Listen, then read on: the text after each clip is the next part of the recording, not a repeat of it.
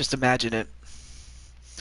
Usually at around this time, hockey would be at the forefront of sports as it normally would otherwise be.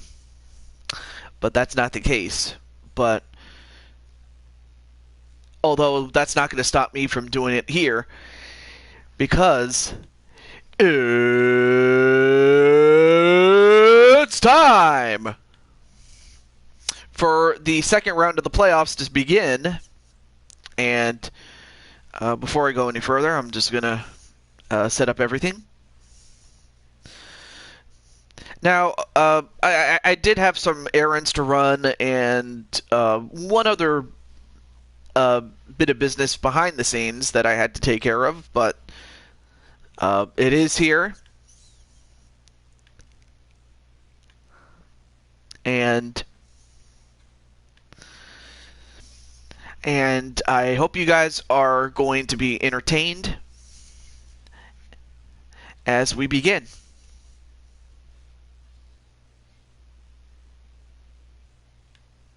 There we go.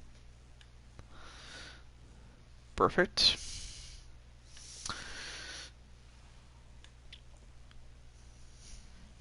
We'll see who comes in and just go from there.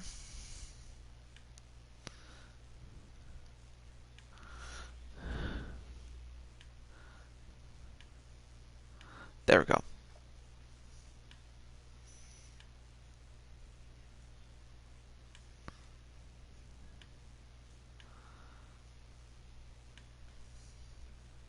Okay.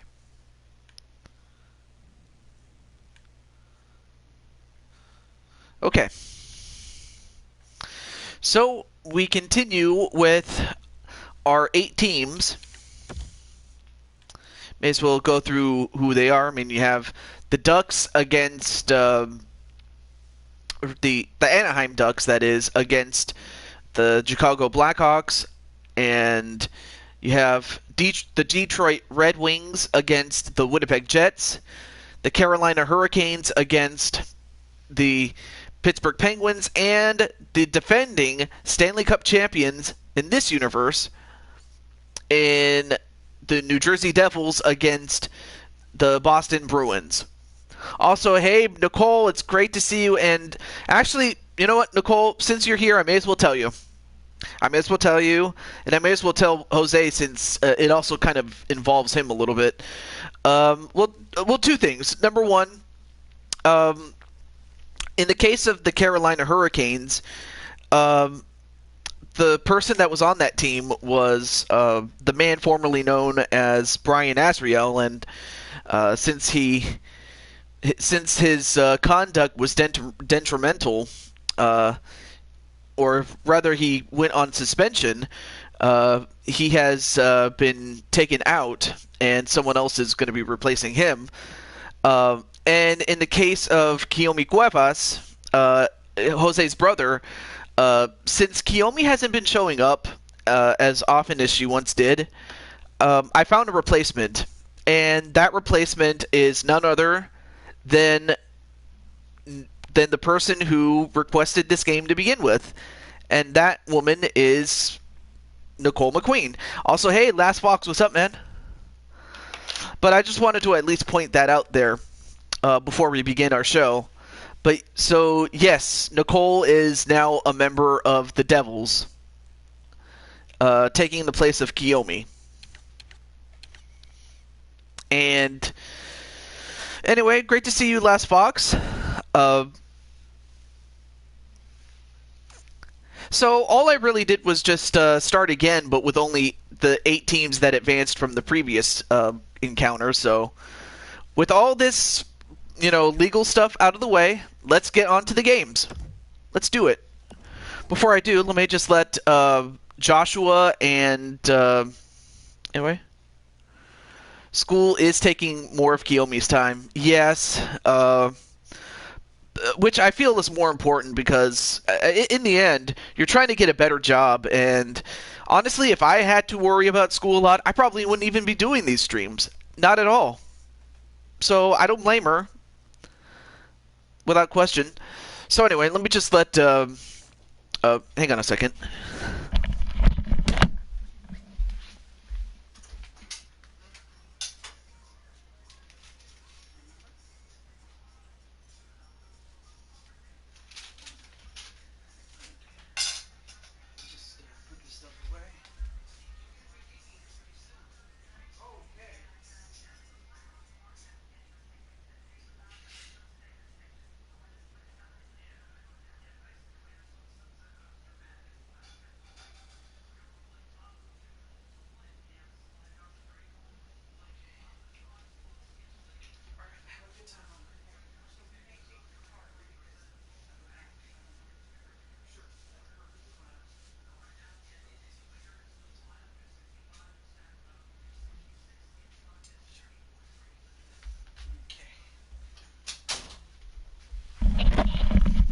Okay, I'm back. Sorry about that.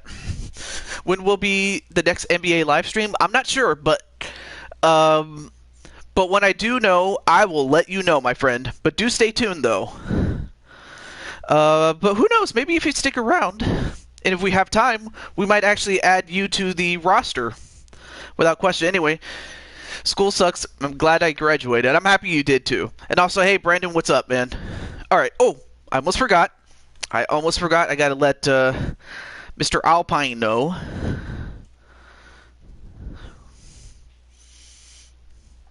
I gotta let him know. Good luck to you on the ice. Oh, well, speaking of Joshua James, there he is right there. All right, all that's left is, well, she used to be known as Outcast, but her name is Brianna, so I'll just call her that. So, yeah.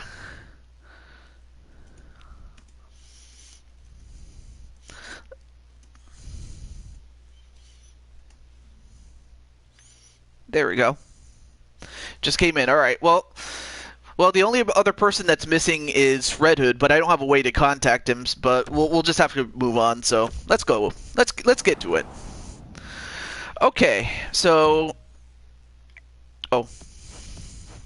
Okay. Well, Joshua. Let's see. Oh yeah. Let's put on the classic jerseys there, and then you guys can wear the red while on the road. Figure that. Instead of I know, but of course, like I said, you can move to a different team if you wish, or you could stay where you are. It's perfectly fine, Brandon. But in the meantime, let's get it on. Let's do it. Good luck to Joshua, and good luck to Outcast and Red Hood. Though not exactly on the same team, they're just on the opposite sides.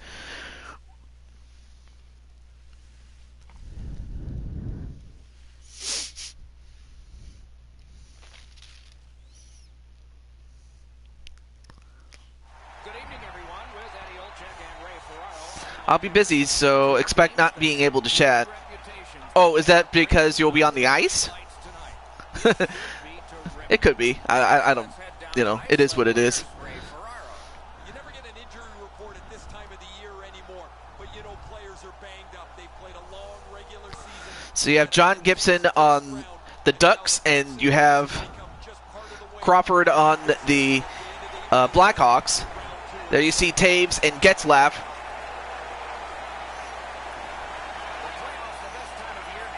And there you see Joshua James, number 75, gets it to Kane. Kane dumps it around, and ooh, almost turned it over, but Gibson was able to cover up.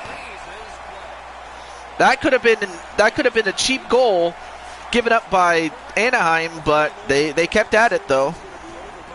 Well, that, and I'll be watching other YouTuber vids. Oh, okay. Yeah, I'm pretty sure that happened, but on the flip side, I mean, you won the Super Bowl, and you didn't even get a chance to face off against your brother. You know, I mean, in the Super Bowl, that is. Like, you won it, and you didn't have to face your brother, though. Which is just, you know, which, you know, honestly, it would have been cool to see two brothers go at it, but it is what it is. There you see Outcast or Brianna in the pink skates there. Anyway, Rascal tried to go for a shot, but partially blocked.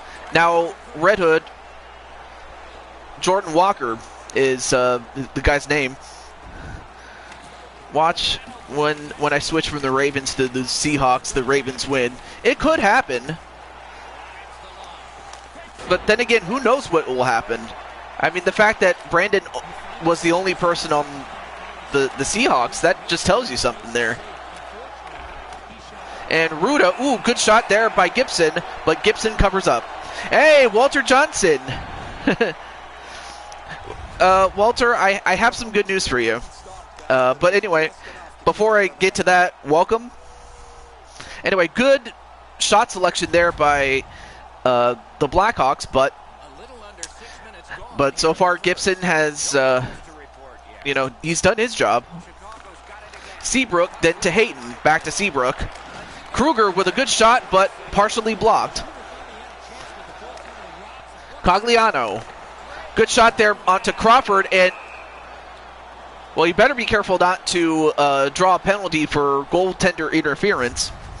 Anyway, so the good news is, well, if you remember the guy known as Brian Azriel, he was on the Carolina Hurricanes, and since he was suspended by the league, we had to get a replacement player, and that replacement player is you. You've taken his spot, and we're going to see you in action tonight. No joke.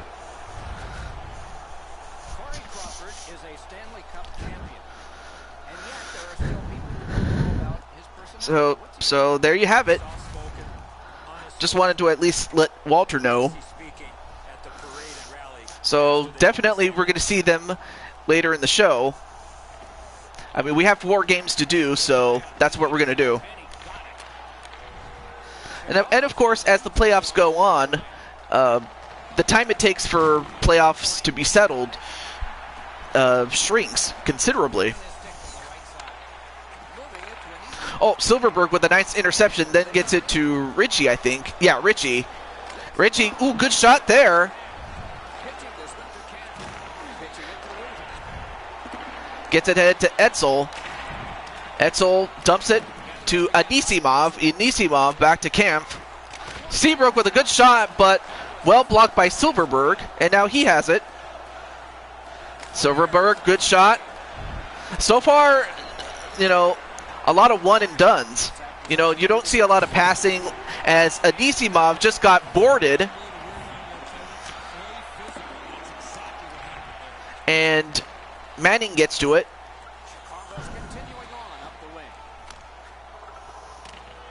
And beating the elite. Oh yeah, thank you. Well, hey, I'm just happy that that those streams came out well. I do have more streams to announce after the show. Oh, and Gibbons just got beasted himself.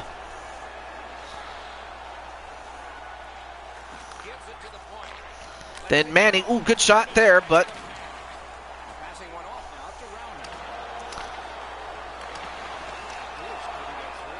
and Cogliano manages to steal the puck, but not for long. Well, I'll tell you what, the defenses have done a great job in only limiting 1 shot per offensive trip for each team. So you don't see a lot of, you know, multiple offensive opportunities. So it's really going to come down to who can make the most of them when they do get it. And Crawford has to cover up, and this might be an opportunity for Atlanta. Or, I'm sorry, Anaheim. I don't know why I say Atlanta, because, well, Atlanta doesn't exist in this game, but, you know, the last time Atlanta had a hockey team was back in 2010. but it was because of the lack of attendance that they ended up moving and they became the Winnipeg Jets. So that's pretty much how the Winnipeg Jets came to be. And Taves got knocked down. Oh, good opportunity there, but Osad takes it away, and now Kane. I thought for a moment someone was knocking. Anyway, Kane tries to drive it in, but then Getzlaf with a little bit of trouble, finally gets out of trouble, then gets it to Outcast. Outcast gets it to Getzlaf. Then to Schwinn. Back to Getzlaf. Sage, ooh, great shot. That was probably their best opportunity, but Crawford, give him credit. He didn't become a Stanley Cup champion for absolutely nothing IRL.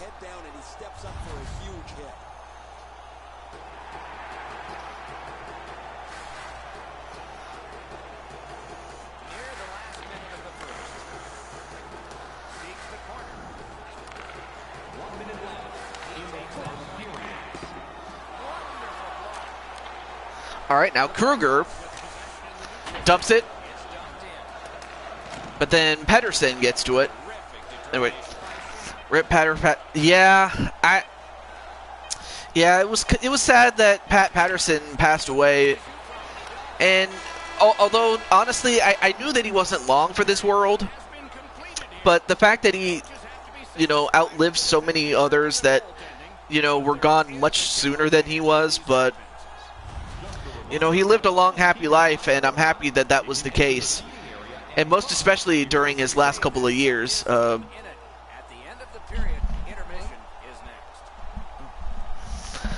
As we go into the first intermission, and we're going to come out of it with a 0-0 tie. But yeah, I was sad that he died, and and he was the guy that came up with the concept of the Royal Rumble. I mean, if he had it his way, we would have seen something along the lines of a Stanley Cup-like trophy for the winner of the Royal Rumble, which was what the original concept was going to call for. But then it became used as a vehicle to determine the #1 contender for the World Championship at WrestleMania, and I was like, oh yeah, that was something there. You want to see, well, it doesn't happen very often in this game when it comes to fights, but when it does happen, it's awesome. I mean, of course, you can always watch hockeyfights.com or something like that on YouTube. I mean, they have some of the best from recently to the more historical ones, like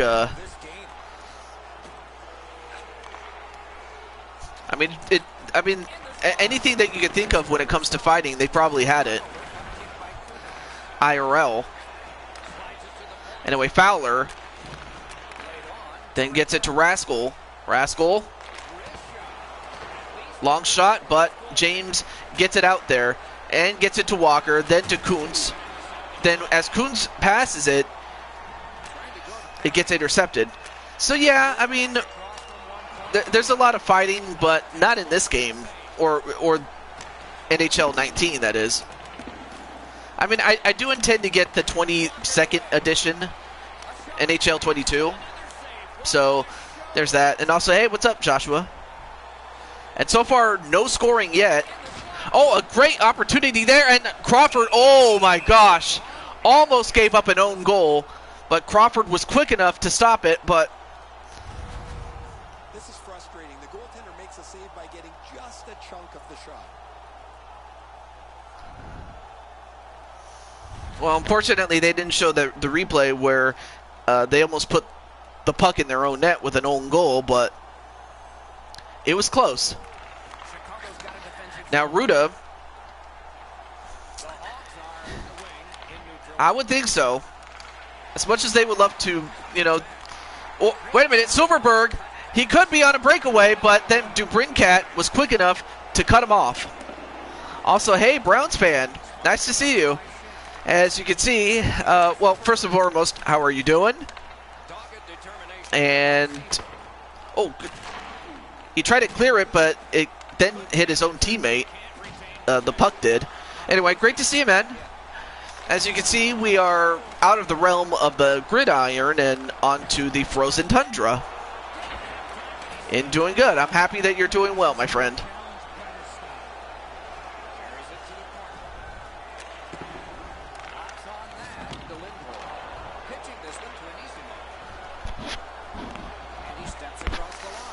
And Edsel, ooh, good shot there, but couldn't get it. So yeah, I mean, I do a similar series just like I did with the Madden series, but with hockey. But back to this game though, Anisimov trying to wait for some help. Now tries to draw two defenders. Then Edsel, good shot there and a rebound, but Anisimov was unable to get a good shot off. Anisimov, oh, offside. Now he has to get back onside. Then gets it to Manning. Then Murphy. Murphy with a long shot, but blocked as there were too many people in front of him.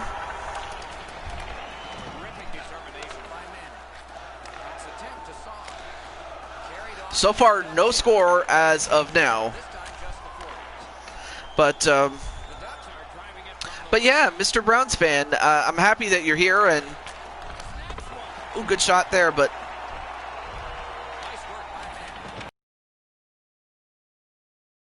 you or not, but it's a different animal than football, really. Jordan Walker, good shot there, but a great save by Gibson. Oh, Walker steals the puck, gets an open shot. And had it not been for the quick glove of Gibson, I think that would have been a goal. There you see Jordan Walker there. Gibson's made a textbook stop here. He's in good shape positionally. He makes the save and he makes it look. I mean, he had not one but two opportunities to really put it in. But to Gibson's credit, it's still a scoreless game. But I definitely look forward to the next Madden series that we do. Anyway, James gets it off to DeBrincat, but then Outcast gets it, well, for the moment, now gets it to Schwinn, then to Getzlav. Getzlav, oh, then got it to, I mean, he tried to get it to somebody, but then Keith got to it, but Getzlav gets it again, and, ooh, that was a great pass, but it was mishandled. But then stolen by James. Then he gets it to Kruger. Kruger. Then to Keith. Back to James again. James back to Kruger. As Keith a little slow to get off the ice. And it is still scoreless after two. And there you see Joshua James upset, wondering, what do we have to do to get past Gibson? Looking at the shots on goal through two periods here. I'd have to imagine the Ducks must be thinking, what do we have to do to get past Crawford?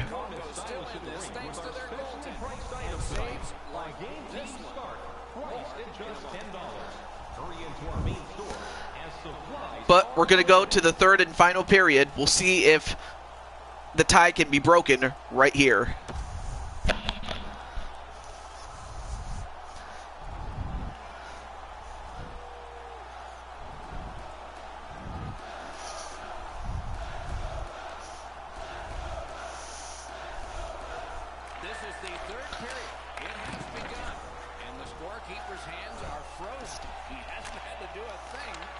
Anyway, Getzlav then setting up for Sage. But then Getzlav somehow manages to get back, but then James finally gets a hold of it and gets it to Kane. Also, welcome back, Nicole. Just in time for the third period as Getzlav steals the puck back. Tries to get past Joshua, but really couldn't. And now Kane with a breakaway. Kane, oh, good shot there by Kane, but the angle was taken away from him, and he couldn't get a really good shot off onto Gibson. Now Taves has it. Taves waits for more help to come in. Oh, tries to crash the net, but Gibson was ready for it. Cogliano gets knocked away, but still manages to hold on to the puck. Manson, then to Fowler, back to Sage. Trying to find an open shot. Then Cogliano, then to Kessler. Kessler again. And, well, finally Keith gets a hold of it. Now Kane back to Taves. Then Duncan Keith with a good shot, but so far a lot of opportunities, but not being able to convert on them. So it's really going to come down to who can convert best. Now Joshua James has it, but then he got it stolen by Richie. And Crawford has no choice but to cover up.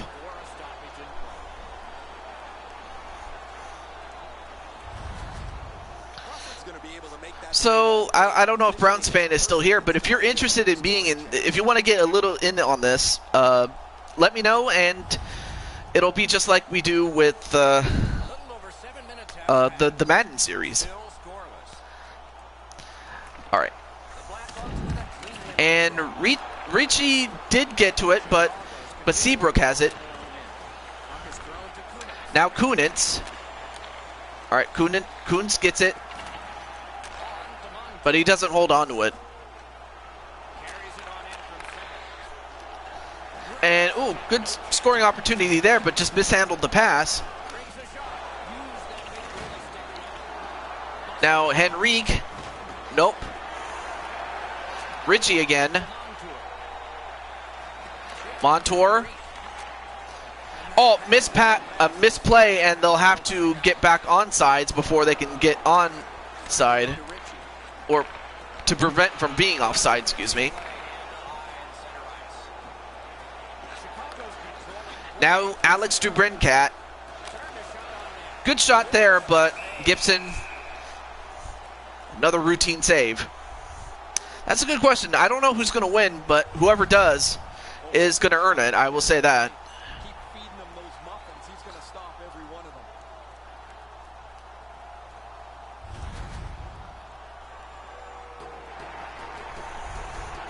So right now, both teams have their fourth liners. These are the guys that are on the short list. I.e., they're not the starters, but they're the last line of offense. As Anisimov takes it down. Now Rowney dumps it, but Murphy gets to it. And Anisimov. Ooh, good shot there.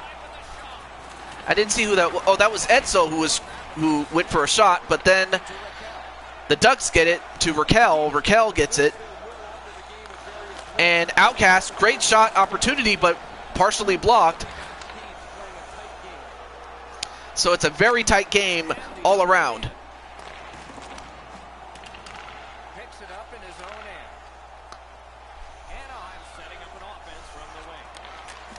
Getzlaff, no, Schmaltz gets to it.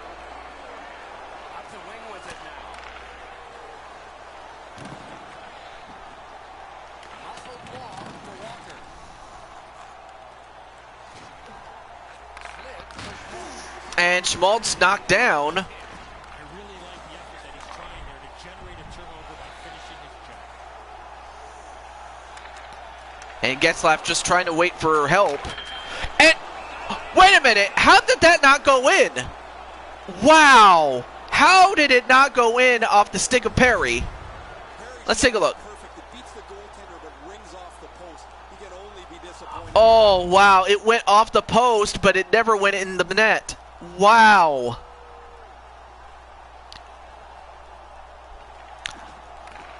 How close can you get? And now Kane gets it to Saad, and if you're Chicago, I mean, you have to be worried, though. Yeah, it is sad, as, well, now Gibson is going to have to cover up, but it was so close, though. Or are you sad about something, Mr. Last Fox? Because, I mean, there is quite a bit to be sad about, but hopefully you're not too sad yourself, but still. All right, so Henrique, then to Silverberg. Dumps it down, then Henrique gets to it. I'm not sad myself. Okay, cool. Okay. I was just checking. But now we have less than a minute to go. Oh, but then Saad steals it. And he scores! Brandon Saad stole the puck. Actually, it was more of a bad pass, and he stole it and scored it himself with 37 seconds left as Brandon Saad stole it. Let's take a look there. Bad pass. Saad steals it, and he gets it over the shoulder, and the tie is broken. But now the question is, can Anaheim get back in this?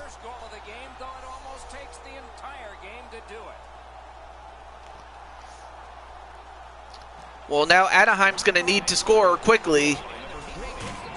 First thing they need is to get that puck, and they got it. And now they're going to pull the goalie. And Gibbons almost got it. But then Manson, time is running against them. They got to get a good shot off. Or a couple of shots, really. But now Joshua James has it. Joshua with a shot, and James scores his first goal. And it's an empty netter, and that's gonna clinch it right then and there. Joshua James with his first goal, with an assist by Kruger. That one should put the icing on the cake. That's going to be too much for them. So Joshua gets his first goal. Seal the deal.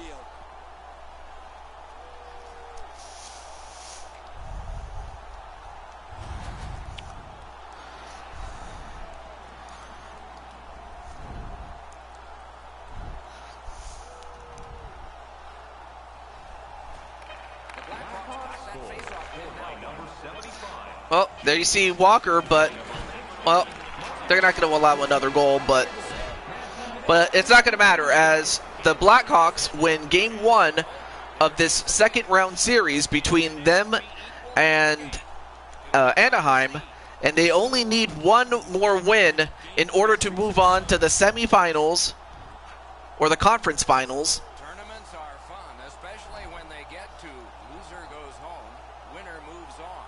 We are at that point. Don't miss our next one.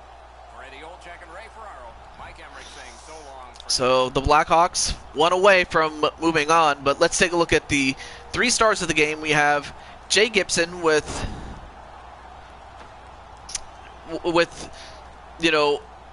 a bunch of saves, but then he only allows that one goal that does him in.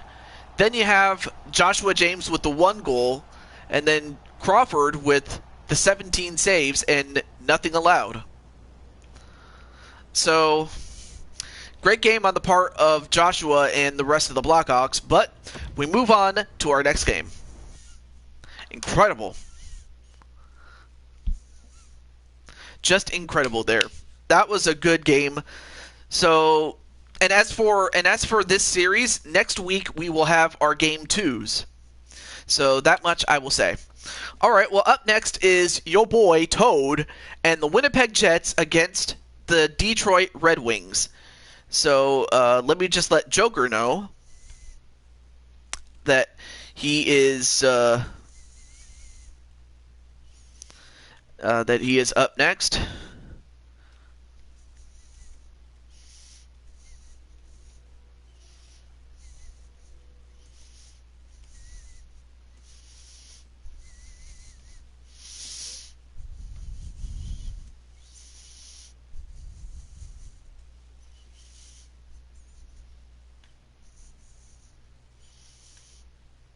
All right, there we go. And now, let's just get to it. Now you get to see me in action.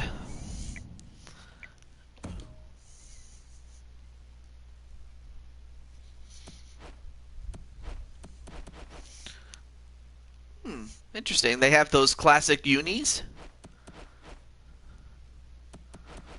which I find is pretty cool.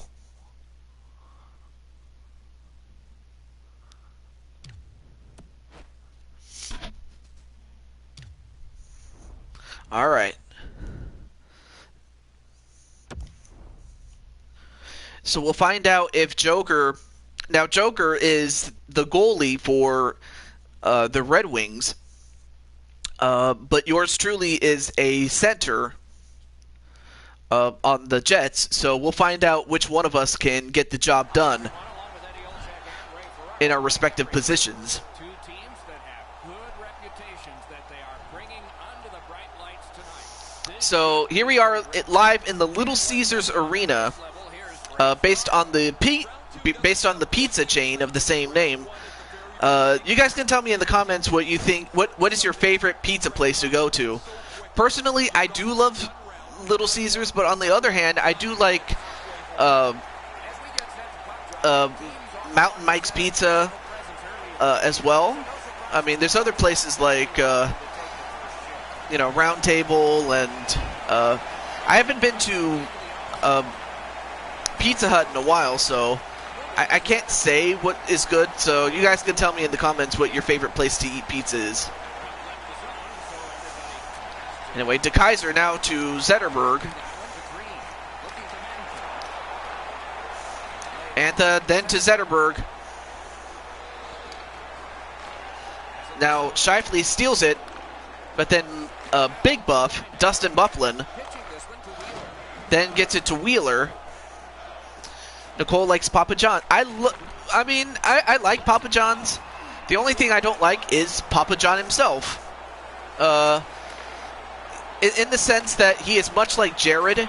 Like, if you remember, Jared was a once beloved figure, but then his demons came out, and all of a sudden people don't like him anymore. And I'm in that camp of I don't like him anymore. But yeah, Papa John's, the pizza place, is good. I like Papa John's. They're good.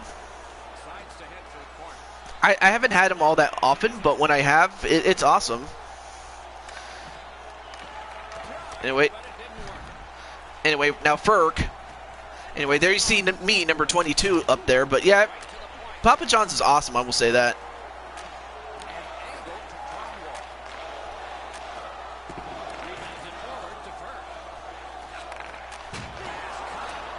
All right, now Morrissey gets it to Ehlers. Then gets it to me. Ooh, good shot, but just wide to the left. And then I go for a shot. No, wait, that was not me. There's me. Right up against the boards.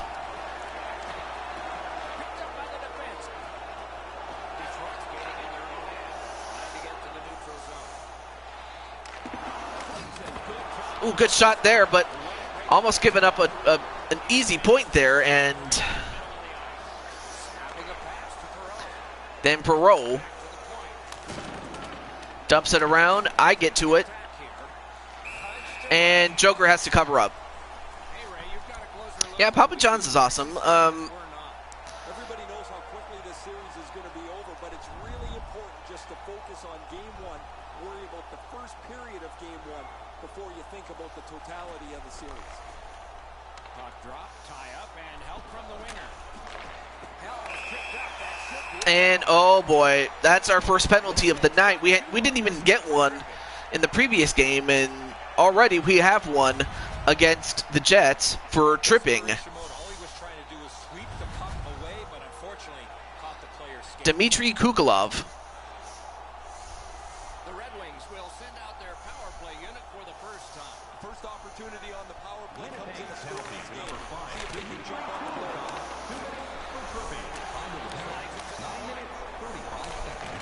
Great hand-eye coordination by Nielsen.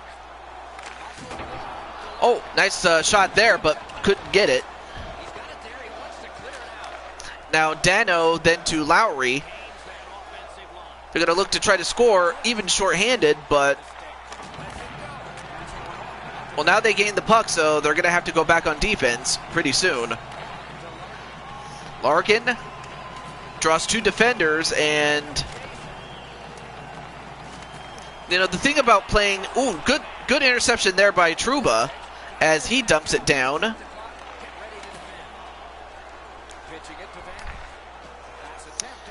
Now Vanek and Larkin. There you see me coming in. But then Larkin, as he was about to charge in for a score, credit to... How do I put this? I'm trying too hard. You know, credit the defense for, you know, staying with it, is what I was trying to say. And Wheeler takes it. Wheeler dumps it down. Then back to Helm.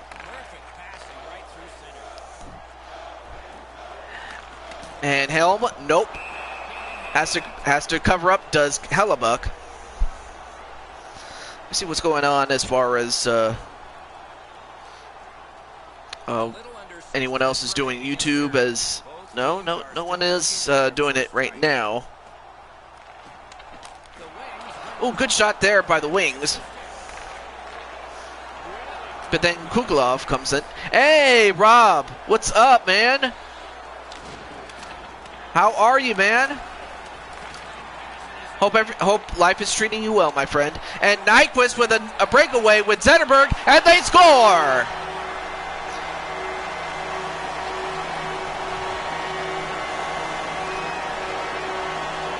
Not much, not doing bad. I'm happy that that's the case, you know, that you're doing pretty well, my friend.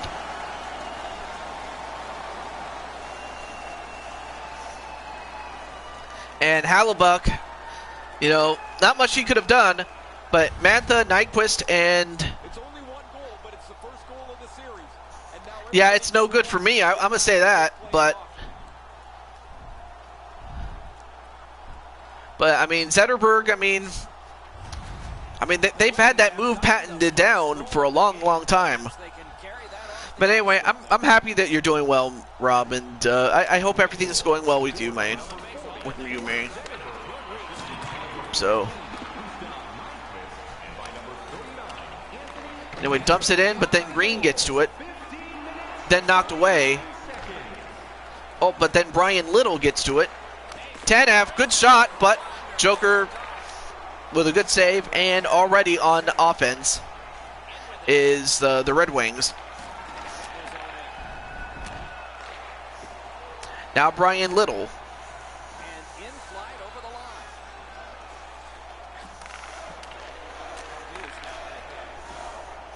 It's kind of funny. I was watching, you know, I was watching, like, and this was back when the shutdown first happened, or was on the verge of happening. Also, welcome back, Nicole.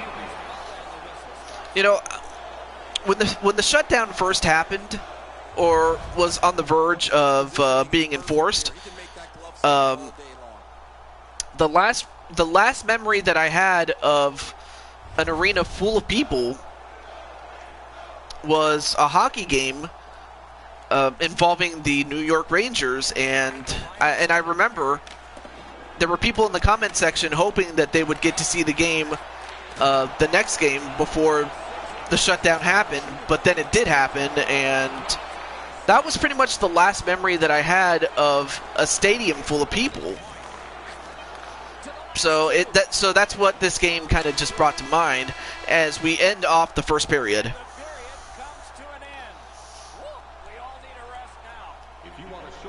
But it's good that you're back, Nicole.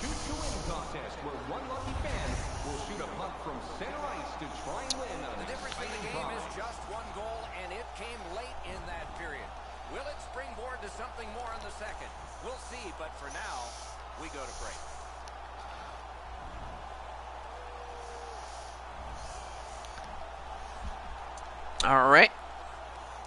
So far, 1-0 Detroit. Let's see what happens. 20 minutes in the books, 20 Fans are excited, and as they should be. I mean, their team is up, but Of course, knowing the Jets, it's never over until it is over. And Scheifele then to Wheeler. Bufflin. Wheeler takes it in the zone. And Scheifele, well, he was trying to get it to his guy, but then it was stolen. I should get Pokemon Cafe Mix. What is that? I've never heard of it, so if nothing else, it's news to me. So how does that work? Cafe Mix. It sounds more like a game that you would chill out and play. And whoa! I mean, talk about getting played. Scheifele just got beasted. But anyway,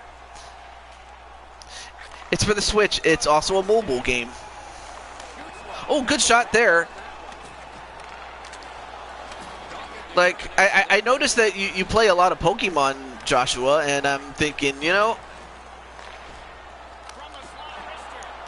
I just thought to myself, like, you know, if I always wondered, like, if Pokemon were real, would you go out there and try to win championships?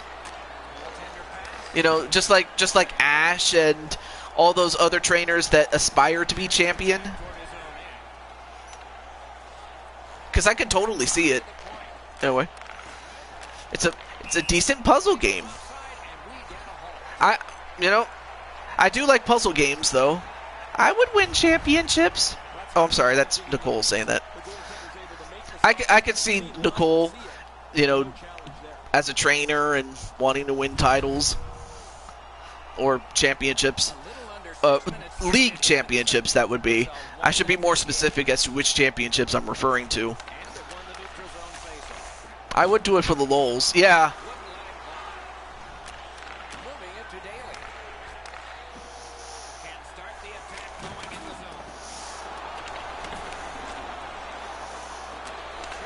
And Vanek, ooh, great shot there.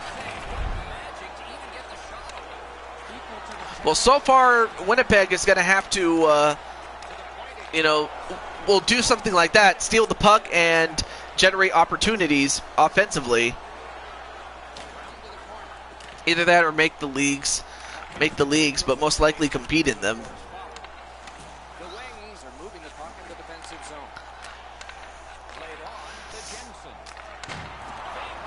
I mean, heck, even Watch Mojo did a video of Ash's biggest victories, which naturally number one was the time that he won the Aloha Region Championship. Now, whether he does it again in Sword and Shield, I don't know.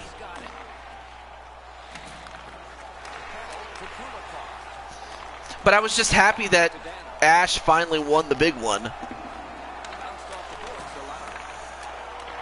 The Aloha region, sorry.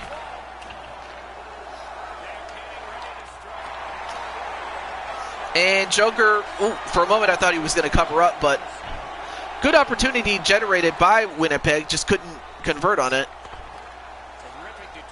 And Helm.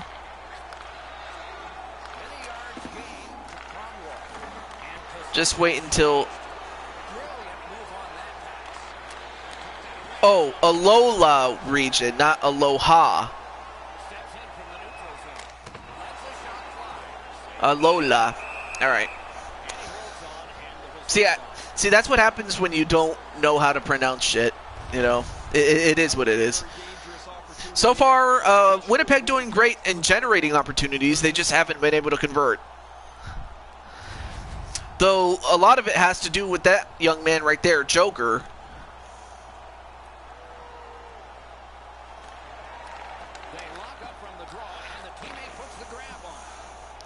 All right, now Ehlers tries to draw too many guys, but unfortunately his pass was way off as Nielsen was right where he needed to be.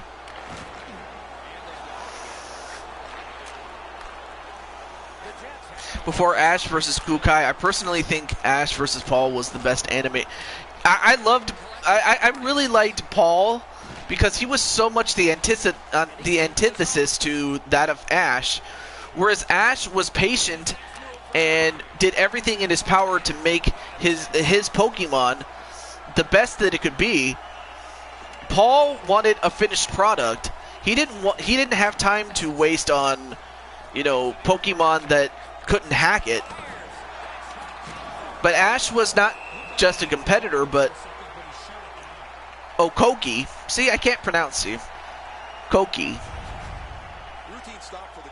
Watching the new season of BattleBots. I really used to love BattleBots a lot more when I was a kid. I mean, maybe not so much now. If anything, I was a bigger fan of its competitor, Robot Wars. That was my favorite. Just because you had special robots like Sir Kill-A-Lot and Matilda and some of the other special robots. But it would mainly feature the guest robots, which would be the competition there. But yeah, the fact that Paul was the antithesis of Ash in every single way, it just made for a great rivalry. I mean, don't get me wrong, I definitely enjoyed Ash against Gary Oak. But then, of course, I came to, be a fan of Gary. No, like a Coco Cluck. But it's Koki. Oh, Koki.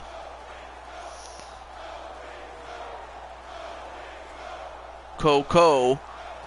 Kokai. See, I can't with an I. Oh, Kokai. Oh, nice long shot, but, well, great save there by Joker, though. Kuko. Okay, Kuko. Thank you for helping me learn how to pronounce.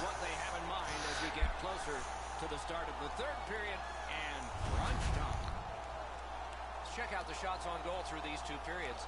A lucky 13 for Detroit and 6 for the Jets. So far, we haven't had a score since the first period, but if Detroit can hold on, they will take game 1. Third period about to begin. What did you think of the second? Cuckoo. Kukai. Cuckoo. Or Kukai, sorry. Kukai. Also, hey, Broken Twitch, what's up, man? It's good to see you. I am available for tomorrow, so I'm definitely looking forward to, doing my best samurai.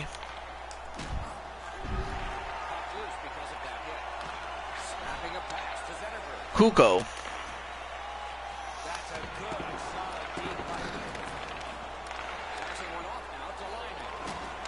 Or Kookie. Anyway, stolen by DeKaiser. And so far, Mantha, I mean, he's got himself an assist for that one goal that they have so far. But it's good to see Broken Twitch, man. I hope everything's going well. And Joker has to cover up, and he does. And he's going to get the whistle there. Yeah, I'm sorry. See, that's what happens when I can't pronounce shit. Maybe if I watch the show, I'll learn how to pronounce his name. But without a doubt, yeah, Paul and Ash were honestly the best.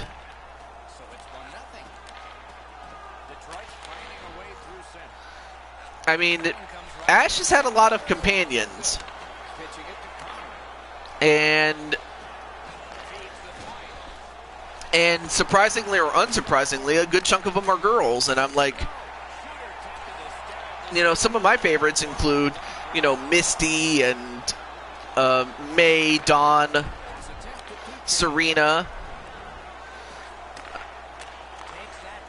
But if I had to choose, it would probably be May, because May was one of my favorites. And another breakaway, and ooh, that was, that would have been catastrophic for the Jets if they'd allowed another goal. But time was running short on them. Oh, Elaine. Yeah, Elaine was also good too, but I haven't really watched enough of them to form an opinion of them. But without question, yeah, Paul is still. But I have to imagine Alain or Elaine was up there definitely.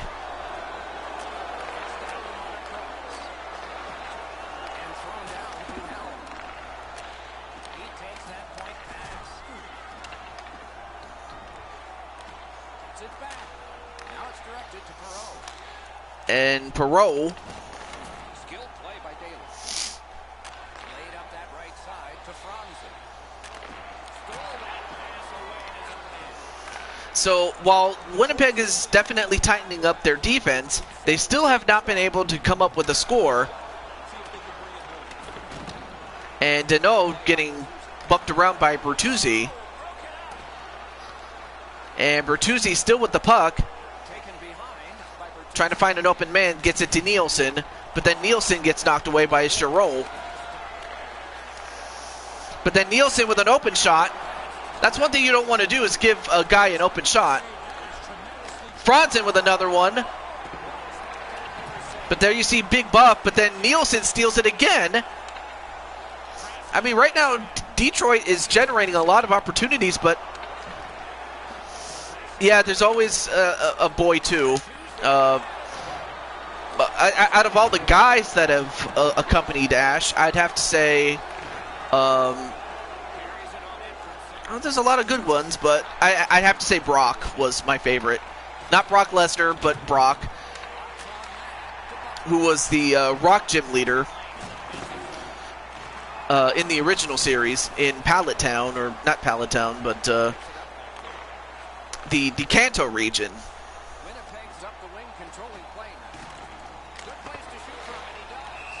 Ooh, and Joker manages to, prevent a 5-hole type goal. But yeah, Brock was my favorite of the guys. Yeah, he was there for 4 regions, so that tells you how popular he was always. And funny story was, I actually got to see the original voice for him at SAC Anime 2019. Oh, good shot. Oh, good steal there by Connor. Anyway. But yeah, I got to see the original voice talent for Brock at SAC Anime 2019. Sorry.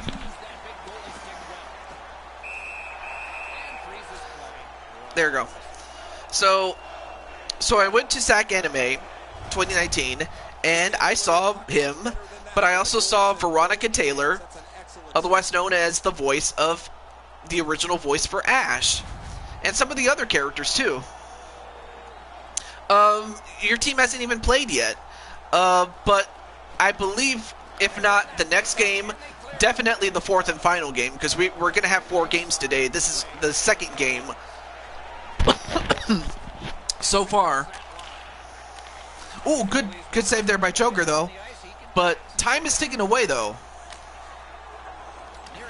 So yeah, it's either the next game or the following game.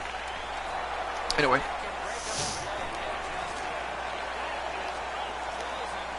Clement. Yeah, but I still think... Oh, wait a minute. Oh, he misses the empty netter. That could have been curtains had he actually connected on this. But Patrick Lane gets it to Scheifele. Scheifele, probably should have just shot it. But then Larkin, it goes off the post. Larkin still has it, and he got it. It's over for the Jets, as Detroit has now gone on 2-0.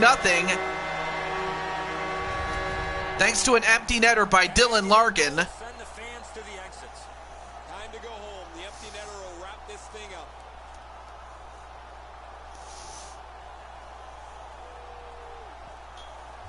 I mean, what a heck of a game, though. Well, no, that wasn't the Jets who scored it. It was Detroit who scored it.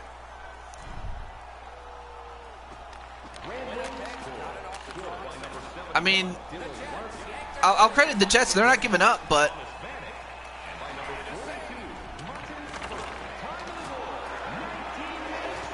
Oh, okay. Oh, good shot there, but it will not be enough. So Detroit takes a one-game lead.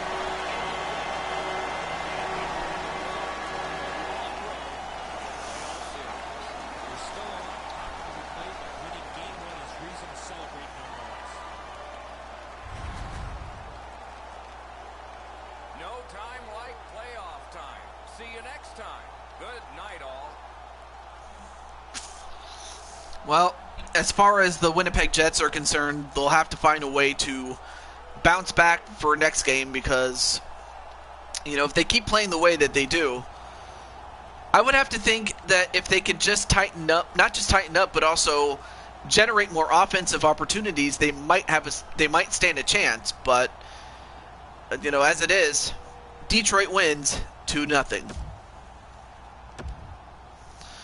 All right, well, now let's get to our next game, and...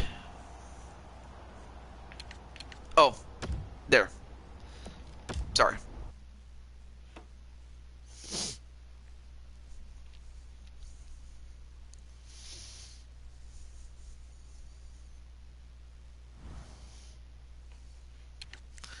Okay, so the next game is indeed Walter Johnson's game, as he is now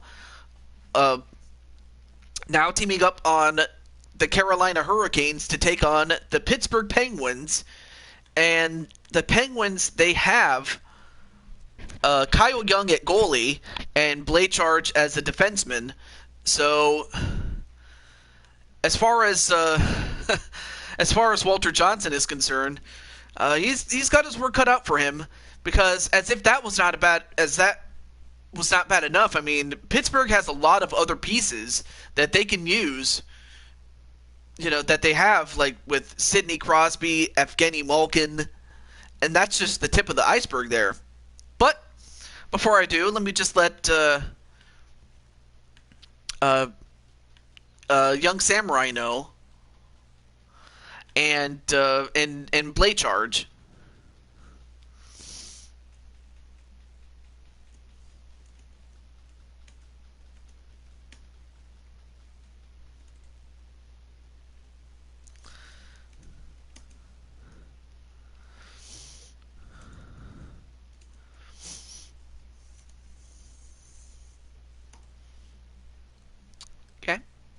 But I have to say that I definitely admire your courage, I will say.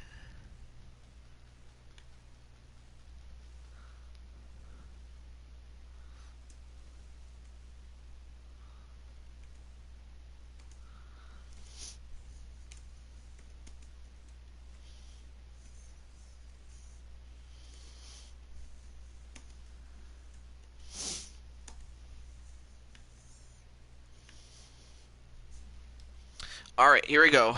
So, we'll see how Walter Johnson does. And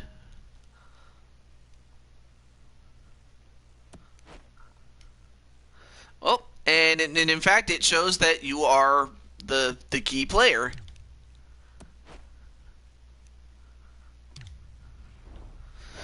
Well, we'll see what happens. Although just know that the Penguins are a top tier team, so that's something you got to be aware of. So, but I have to think that if you can beat them, oh boy, I think, you know, some of the best teams in the league, or at least at the time of the game that this game came out on. Good evening, everyone. With Ray Ferraro downstairs. I mean, there you see a good amount of Pittsburgh fans in yellow that made the trip to Carolina in Raleigh, North Carolina at the PNC Arena.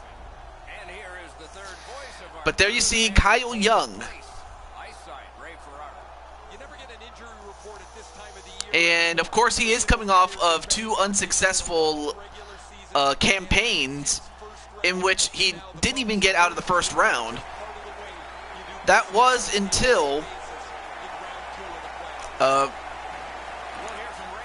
that was until, you know, he did manage to finally win. And wait, we got a penalty off the bat here, and it was Stahl who committed a penalty, and it was a tripping penalty onto Letang. Jordan Stahl. Okay, I had to find out which Stahl it was, but also, hey, Blade Charge, what's up? You're in time for your own game. There you are in the blue skates. There you are. There's Blade Charge. Oh, good shot there onto Mazurak.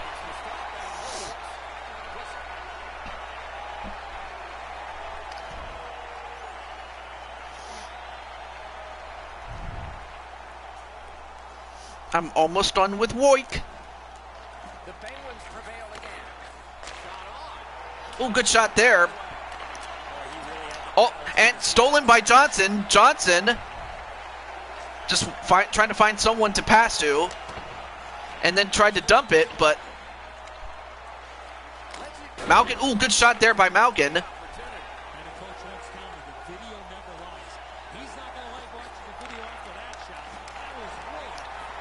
So far, good defense, but ooh, good shot again, but well blocked, and Johnson is going to dump it just to try to kill off some more time. But so far, Johnson's doing pretty well on the penalty kill. All right, now we have full strength, and well, it goes in the net, but it was offside. It was whistled down, so it's not going to count. And wait, did Letang go to the penalty box?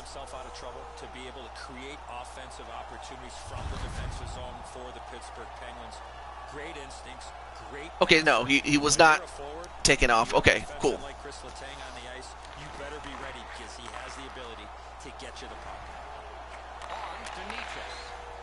Nietzsche's. And then he tried to pass it, but then it just ended up in the stick of Hagelin. Ooh, good pass, but it just was mishandled. Now Hamilton. Good shot attempt by Hamilton, and Kyle Young has to cover up. And of course, Kyle Young would love nothing more than to get further into the playoffs. Like I said, he had 2 campaigns when he was knocked out of the first round until now, but now he's made it to the second, so we'll see how he does in this environment.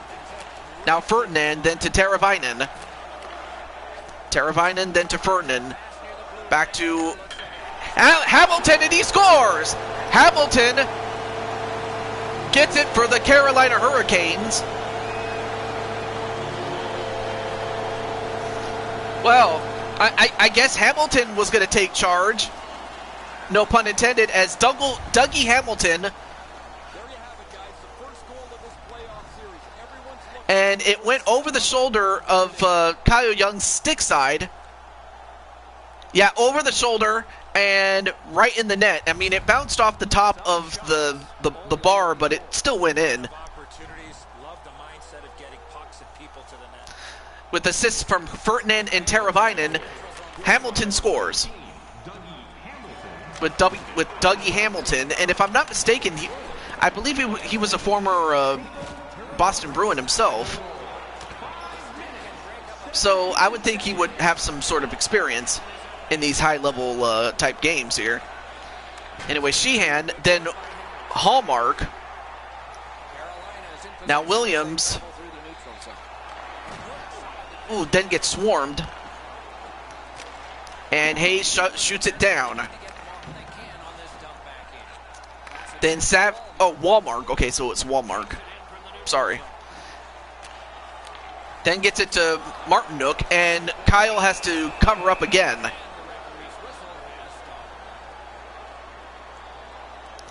Oh, let me see.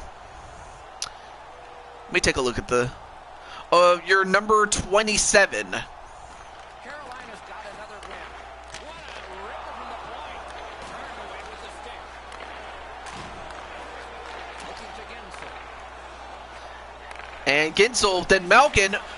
One thing you don't want to do... Well, there... Well, no, wait. You're not number 27. What number are you? The only thing I know is that you have green skates. You have green skates. So eventually I'm going to find out where you are. But right now you're on the bench. You're just... And the thing about hockey is that they go through their entire bench before, you know... So you don't see the same guys on the field all the time. Anyway, there you see Blade Charge, then Malkin, then to Brassard. Ooh, good shot there, but now McGinn shoots it down. Then to Letang, and Getzel gets to it. Ooh, good shot there. Good shot attempt there by Crosby. Okay, there's Johnson there. Carolina's carrying it in the defensive zone. I see Johnson because I can tell who he... Oh, you're number 3. Okay.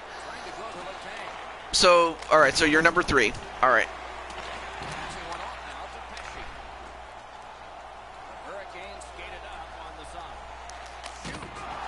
But like the old saying goes, the number doesn't make the man makes the number.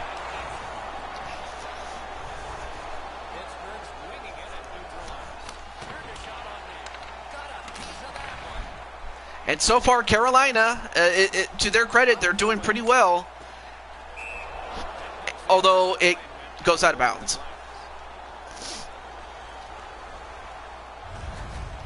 Carolina's getting some great goaltending early in this game. It doesn't get any bigger or better than this. What a big-time save. Now, I'm not particularly worried about the Penguins because, you know, they not too long ago, they were coming back. It wasn't that long ago that they had back-to-back Stanley Cups in 2016 and 2017. So they still have a good chunk of their championship core. So I'm not particularly worried about them. It's Carolina that's, you know, that has an uphill battle to climb. Now Rust, ooh, well played against whoever's defending him. I couldn't see his name there. Now Salvan. Nietzsche's, then to Ferdinand. Or Furlan, excuse me, not Ferdinand, Furlan. I pronounced it wrong. And then, of course, after this, we will see Nicole McQueen, Josh Brooks, and Jose Blanco of the defending Stanley Cup champion New Jersey Devils against Jesse Ross, a.k.a. Roblox, or RWF, and the Boston Bruins.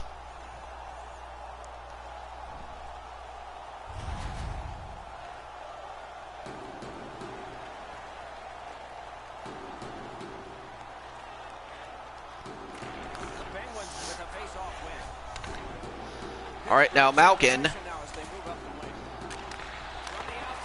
Ooh, good defensive move there, and good thing on the part of Dahan for being there when he was needed, because otherwise they probably would have had an easy goal.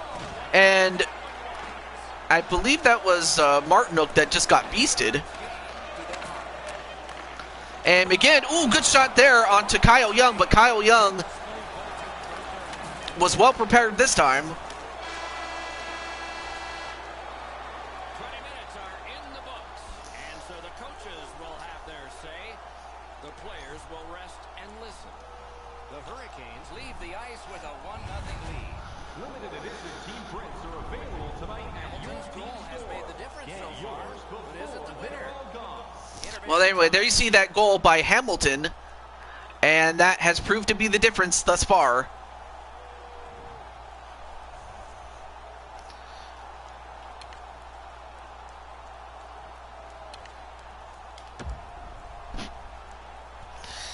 course, it's far from over. We know that.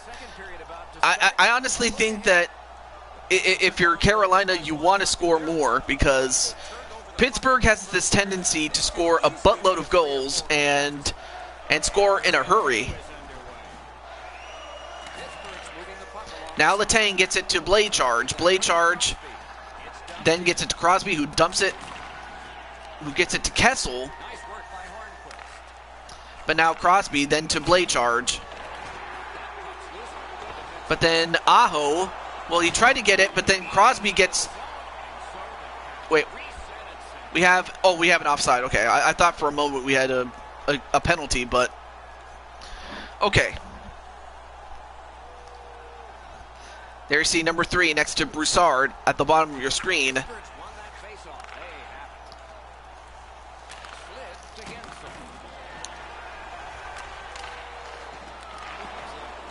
And Falk gets it to Johnson, but then stolen by Blaycharge. Then Chris Letang, but then Johnson was right in front of it. Then gets it to Falk. Or Falk tried to pass it down, but... Oh, but then Stahl steals it.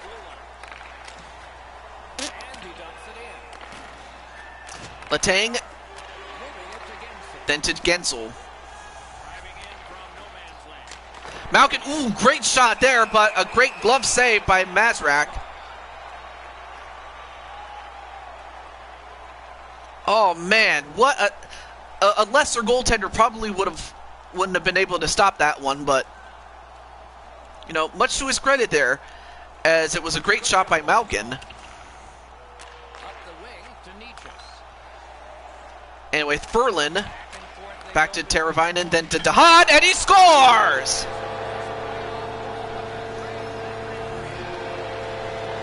Great shot there by DeHaan, as Carolina goes up 2-0.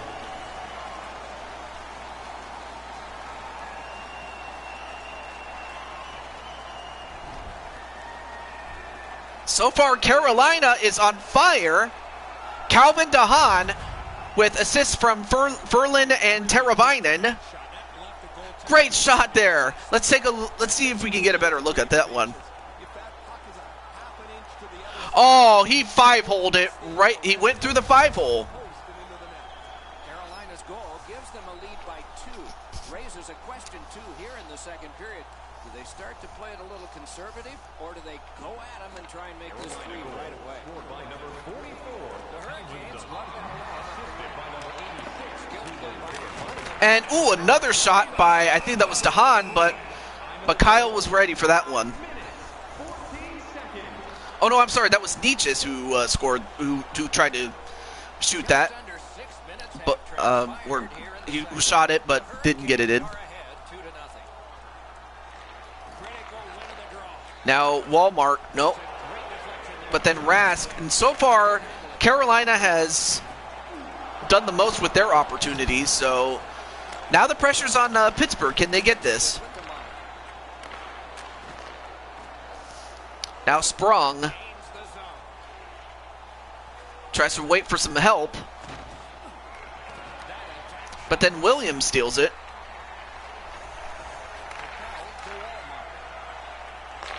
And Rask, oh, great shot, but Kyle Young was right there. I mean, Walter, how do you feel about your teammate scoring it? Even though, like, I have to say, you know, it's better that your teammates score because then that just means that it's a deep team. But I don't know, how do you feel about that? Oh, then we have Johnson from the Penguins, and okay, now we get a cover-up by Mazurek, but yeah. I have to think it's just as good that the guys that are on the ice are doing pretty well. And they are doing great. They're doing very well. And then there's Pog.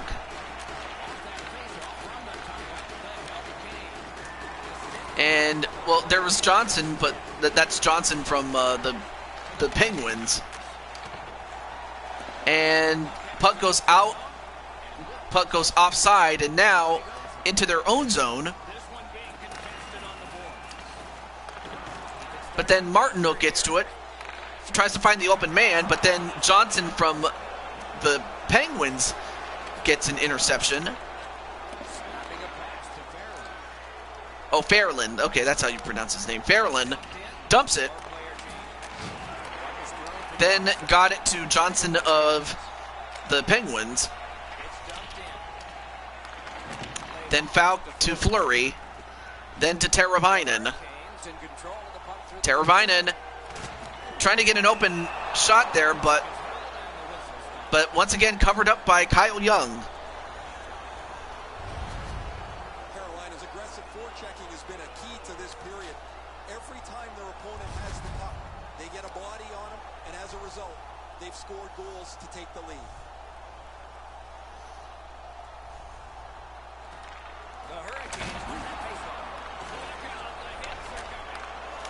And Teravainen scores! Wow. And of course Teravainen is no slouch. I mean, he's a pretty good player, but Teravainen just adds to the score. And it's 3-0 Carolina. Teuvo Teravainen with Nietzsche and Ferland with the assists there. Displayed some sweet hands. That's a soft dish right on the tape.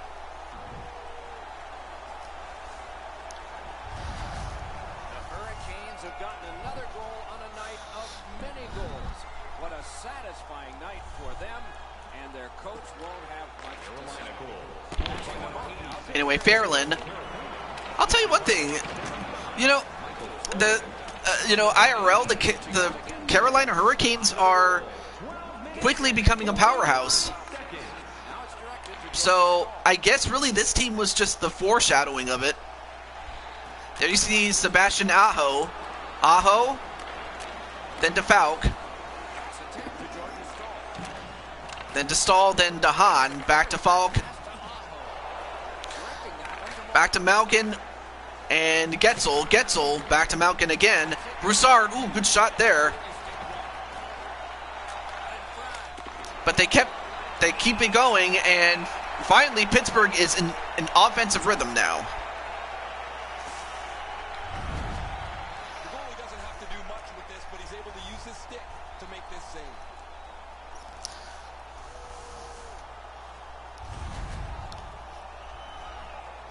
Just over 4 minutes remaining.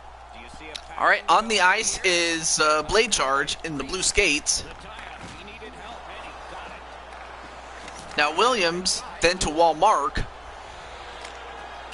Dumps it in, but then Blade Charge gets to it. Then to Sprong. Then Hagelin. And unfortunately for Carolina, they just committed a penalty. And I believe that's a tripping call on Walmark. Well,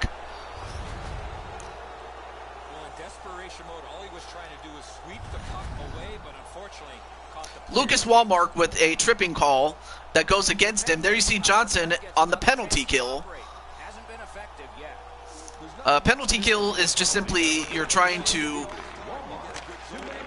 you know, kill the power play that Pittsburgh has. So now we're going to get to see Walter Johnson at his best when it comes to, you know, being a defensive player. But they take him out and they get some fresh bodies in there. And that's another thing about, you know, this game is that this game can wear you out. It's not like football where, you know, you get a break from play to play. No. This is a constantly moving game, and it's very physical. So that's why they always, you know, rotate guys in and out. All right, now Johnson back in. Still got a minute and so left for penalty minutes. And Johnson. And the goal goes meow. But anyway, Picey then decides to dump the puck, which is always a good thing. It just, you know, takes more clock off the power play. But then Crosby, Kessel. One thing you don't want to do is let Kessel or Crosby or Malkin open. You don't want to leave them open. But anyway, the power play is over, and now it's an even-Steven game now. At least in terms of number of players per side. Now Aho. Nope, stolen by Broussard. And Getzel with a breakaway. Oh, but then he gets some help. But Mazurek was able to catch the puck before another shot could be thrown on. And that's part of goaltending. You're not just trying to prevent, goals from getting in via shots. You're just trying to prevent shots, period. Walmart with a last shot, and that's going to do it, but great saves by Mazurek. So, yeah, you should be thanking Mazurek for this because, he's played an excellent game. There's Johnson, your evil twin brother on Pittsburgh, but there you see, I believe that was the DeHaan goal. And then this was the Teravainen goal. Yeah, that's another thing you don't want to do against Teravainen is, if you're Pittsburgh, is leave him open. You don't want to leave Teravainen open because that's what he'll do, even to the best goalies, and that includes Kyle Young. You just don't want to give opportunities away like that. But to Carolina's credit, that's what you want to do. All right, here we go.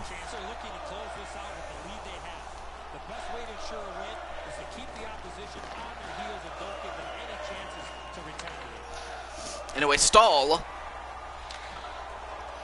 dumps it to Aho, who gets it. Then to Falk, back to Aho. Aho, then to Johnson, who then gets it to Stahl.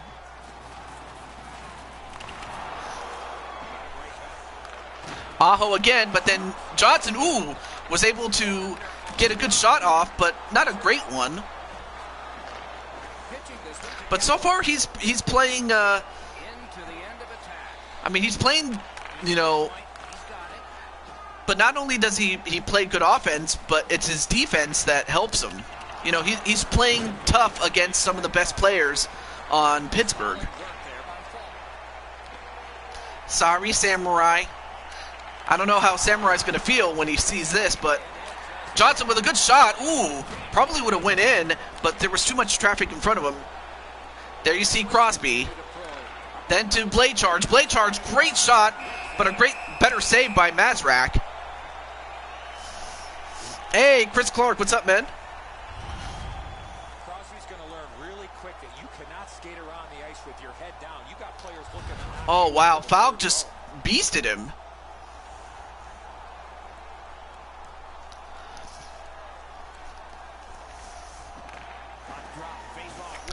Now we have DeHaan, then to Ferlin. Ferlin drawing the defenders, then Nietzsche's, then Hamilton, back to Teravainen. And Teravainen with another shot. Oh, of course. All right, let me see. Did I add you on to... Let me see if I added you on the... No, I did not. Let me add you there. Let me add you. All right, so all I did was add you to the list. So if time permits, we might be able to do a player creation. That is, unless of course Last Fox is still here, because I did promise him as well. So. Just over 6 minutes off the clock here in the third. It's a solid lead by a score of 3-0. But so far we haven't had any overtime games, which could lengthen the video longer than it should. So anyway. And we have Ravens number 8. What's up? And I definitely love your channel logo of the Vancouver Canucks. That's a team that hardly ever gets any love. But and the sad thing is they've only been to 3 Stanley Cups, but never won any one of them. I just hope at some point they do win it. Because Vancouver hasn't really had a lot of championships to be proud of. But I hope one day they do get it. But anyway, good to see you, Raven. Mr. Ravens 8. And Jose, who we have yet to see. We will win soon. All right. So, yeah, Mr. Ravens, if you're interested, would you like to be a character in this whole thing? I.e. a created player.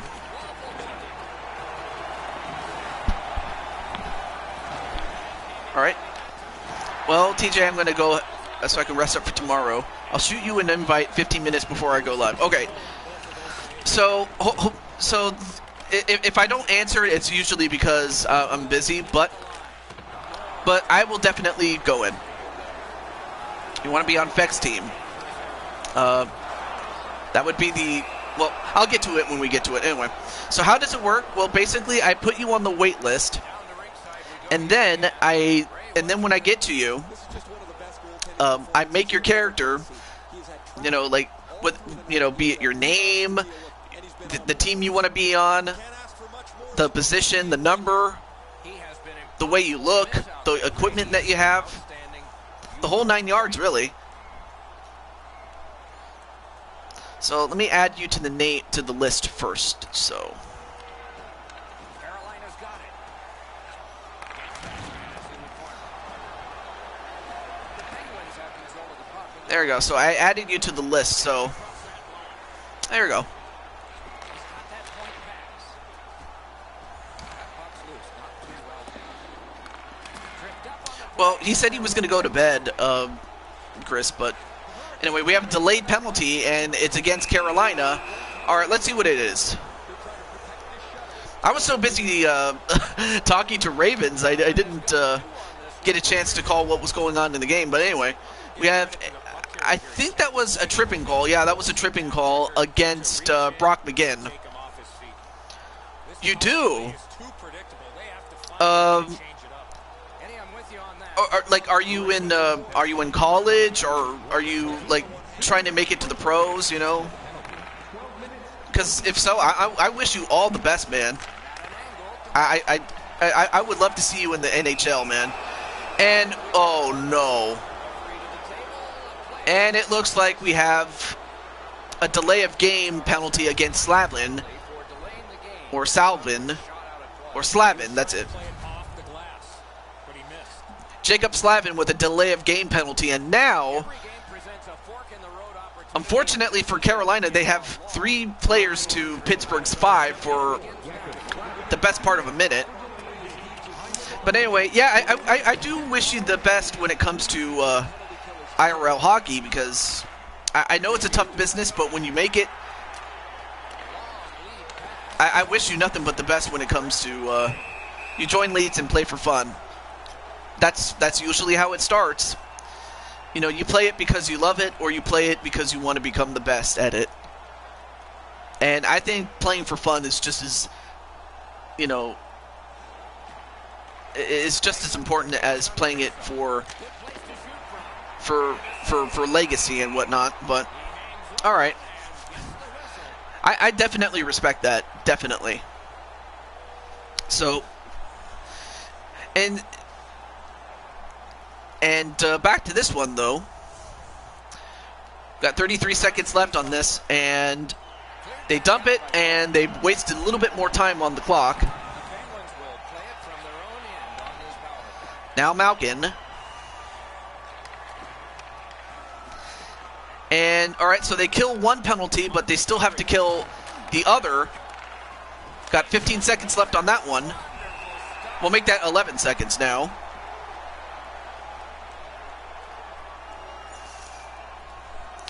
And I'll tell you what, Mazurek has, if I'm even pronouncing his name right, the goaltender for Carolina has done an excellent job, even with the power play disadvantage, that is faced with him, as Walter goes right up to Malkin, makes it much tougher for him to get a shot off. Anyway, funny thing is, when you play for fun, most people tend to build more success on fun than trying to be the new Sidney Crosby. I have to agree with that, especially as Sidney Crosby, oh my goodness, they almost put it in their own goal. Anyway, great to see you, Maple. So, I mean, I do remember you from, from watching your, your Splatoon videos. And Splatoon is no different. I mean, if you want to become the best at Splatoon, you put in the practice, I will say. Anyway, Johnson then gets it to Stahl. Oh, good shot there.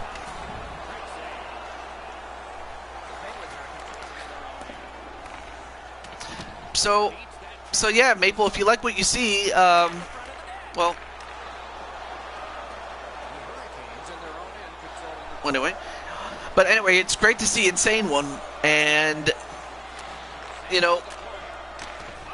I just love hitting crazy clappers on goalies. Yeah, you just want to clap them. Clap on, clap off. Love that. Anyway. Oh yeah, Insane One, have you decided where you want to play for next playoff season? As in what team you want to play for? I'll let you think about that one. But back to this game, as right now Carolina has dominated this game from start to finish. Teravainen still with the puck, and Nietzsche's, ooh, good shot there by Nietzsche's though. No problem, just waiting, yes. It was the Splatoon videos. I'm just here for fun, like video games, not trying to be Simone Biles and go for an Olympic gold medal in Tokyo next year. I'm cool with that.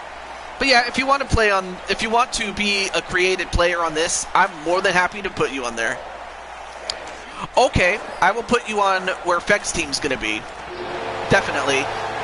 But one thing that is to be is the fact that Carolina has won 3-0 in Game 1 in a best-of-3 series, and they need only one victory to clinch the series. So, big win for Walter Johnson and the Carolina Hurricanes. The tournament moves along with even more promising matchups in the future. Don't miss those. For Eddie Olczyk and Ray Ferraro, Mike Emmerich saying so long for now.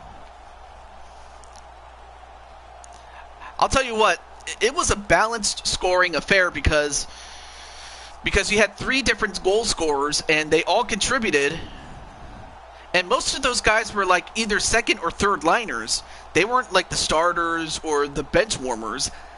So they were the in-between guys. So, and in fact, let's take a look and see who were the goal scorers there. If we, I have to sort like this. There we go. Teravainen, Dougie Hamilton, and DeHaan. Those guys were the top goal scorers, but Ferland had 3 points on 3 assists, whereas Teravainen had a goal and 2 assists, and he and 2 others have a +3, which is considered good in this game. All right, I will see you tomorrow on Twitch's stream, the Broken Twitch's stream. All right, so. Oh, there we go. I was trying to say. And while Mazurek has, like, Teravainen, Ferland, and Mazurek are the 3 stars of the game. And they all deserve what they got. Incredible. But we still have 1 game left to go. My favorite NHL team, hands down, is the Winnipeg Jets. It was basically the story of how Winnipeg lost their team, and then they got it back, and it's been a roller coaster ride ever since. So yeah, I can just empathize with the fact that the Sacramento Kings of the NBA almost lost. We almost lost the Kings, and so I can definitely identify with the fact that Winnipeg did lose their team, only to get it back. So that was kind of my story there as to why Winnipeg was that. But up next is Roblox, a.k.a. RWF Jesse Ross III, against the defending champions, the New Jersey Devils. And they have a loaded team. Okay, yep, I had a feeling that's what it was. Okay. But do stick around though. I hope you do, Mr. Ravens fan, or Ravens 8. I'll just call you Ravens. So let's see. I don't have a way to. Let me see. Okay, I know Nicole's here, and I know Jose's here. So let's just get right into it. Let me just let Jose know a little bit beforehand.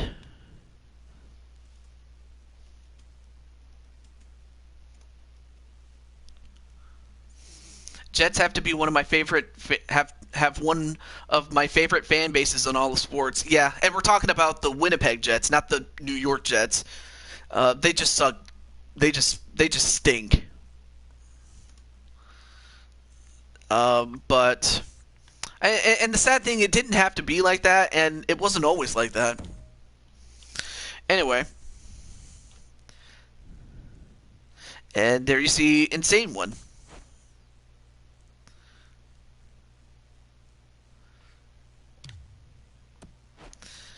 And you'll notice that I'm inverting the jerseys to where white is at home and the colored is away. There are exceptions, but that's usually how I do things. It's time for a bruising while we be cruising on ice skates, says Jose. Yep, let's find out. As the Bruins will take on the Devils, and they eliminated the Maple Leafs in the previous round, whereas the Devils just destroyed the Rangers in the previous round, so that's pretty much what it is. Yeah, I can see that. Definitely, I can see that. So,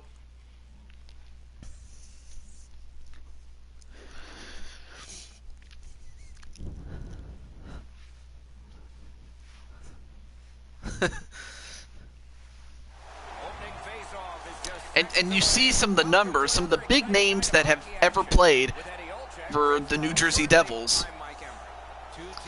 One of those men was Patrick Elias, who was the second longest tenured player behind only perhaps the greatest that has ever put on that uniform in Martin Brodeur.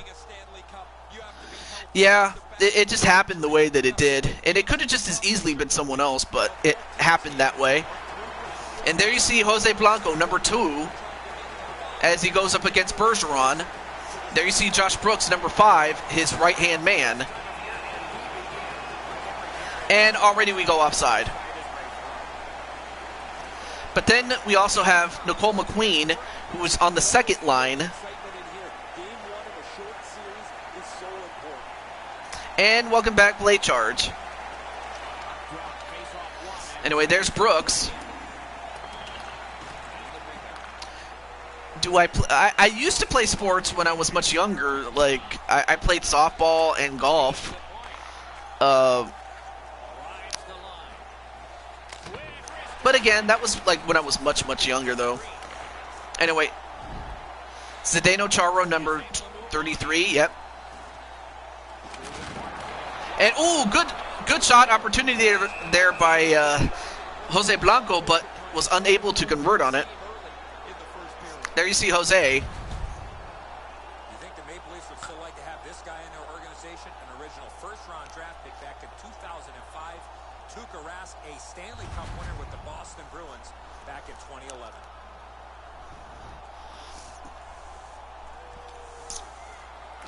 Good job on the draw. Anyway, Chara then to McAvoy. Now Bergeron.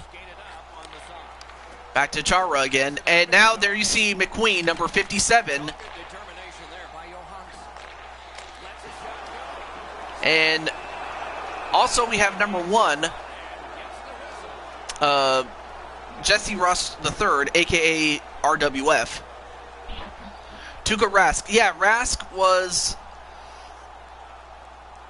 you know, he was instrumental in the run that they did Boston. You know, they had a couple of runs in the Stanley Cup for the best part of the 2010s.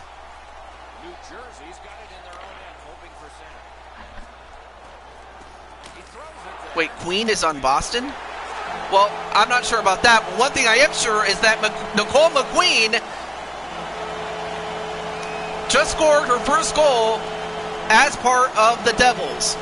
So Nicole McQueen gets a poggers and gets herself her first ever goal.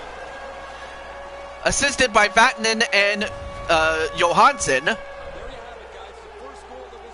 Oh, there it is. It was as a result of a rebound. And you would think that Rask would know better than to give up a rebound, but it happened. It was just a funny bounce, and that just kind of happened the way that it did. Boston, Philadelphia first. Yeah. No, that's not Pittsburgh. That's oh, you were talking about the other type of games, though.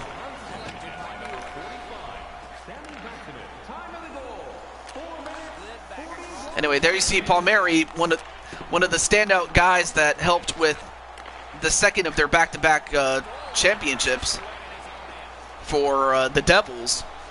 So yeah, in this universe, the Devils are back-to-back champions. Although, just before I can even say anything else, Boston ties it up. And of course, Boston is no slouch of a team either. I mean, of course they have Roblox, a.k.a. Jesse Ross Jr., or the third, but Jake DeBrusk made short work, and just like that, it's a tie game again.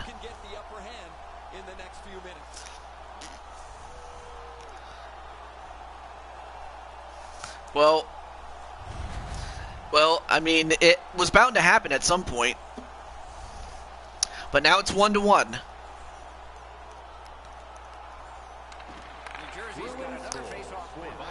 Now Green. Good job by Jake DeBrusk on that score, but anyway, we get back to this one. Pick the funniest option. Now, Lovejoy. Then to Palmieri with a long shot, but then Boyle didn't realize how close he was to getting a shot anyway, but some Hurricane fans hate their goal horn. I could probably see that for the fact that their goal horn was brought over by the former Hartford Whalers. So, and honestly, I miss the Whalers. I miss them, but I get why they changed it, because they moved to a different city, but still.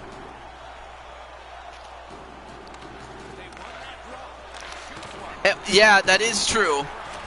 The Leafs lost to a 73-year-old Zamboni driver that works for the team, and that was because the IRL Carolina Hurricanes. They had trouble with their goalie, or they were kind of thin on the goalie, and they needed a backup really bad, and that's kind of what happened in that game. And I still remember it as it happened much earlier this year. Marchand crying on international television. Not sure how that came about. Other than maybe he was crying about losing. I don't know. Anyway, good shot there, but a better save by Schneider. And Schneider has been the constant with their two back-to-back championships. I mean, ask Jose about Schneider, and the first thing he'd tell you is he's a wall. And that's not to piss on Rask at all, because Rask is just that. Losing, obviously, and Marchand is a rat. That's probably the one thing I don't like about Marchand or Boston, is just him, really. Because, you know, Chara and Lucic, when they had him, I like those guys, but I was never a fan of Marchand. And the funny thing is, they also had Tyler Seguin, but, you know, like the old saying, a fool and his money soon part, and yet they parted with Seguin, and he turned out to be a big star in Dallas, and yeah, that didn't turn out well for Boston when they lost him.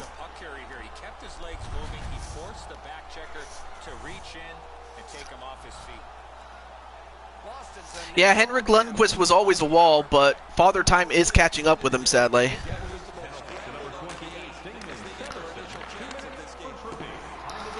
But now we have Boston with a power play opportunity. This might be their best chance to take the lead. All right.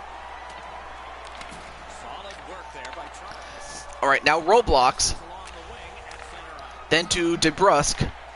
Same, I hate Boston just because of Marchand. I would be fine with him when Marchand leaves. Yeah. But I definitely do watch, you know, like, have you watched hockeyfights.net or .com? It's usually when he gets on the short end of a fight is when I usually laugh the most, really.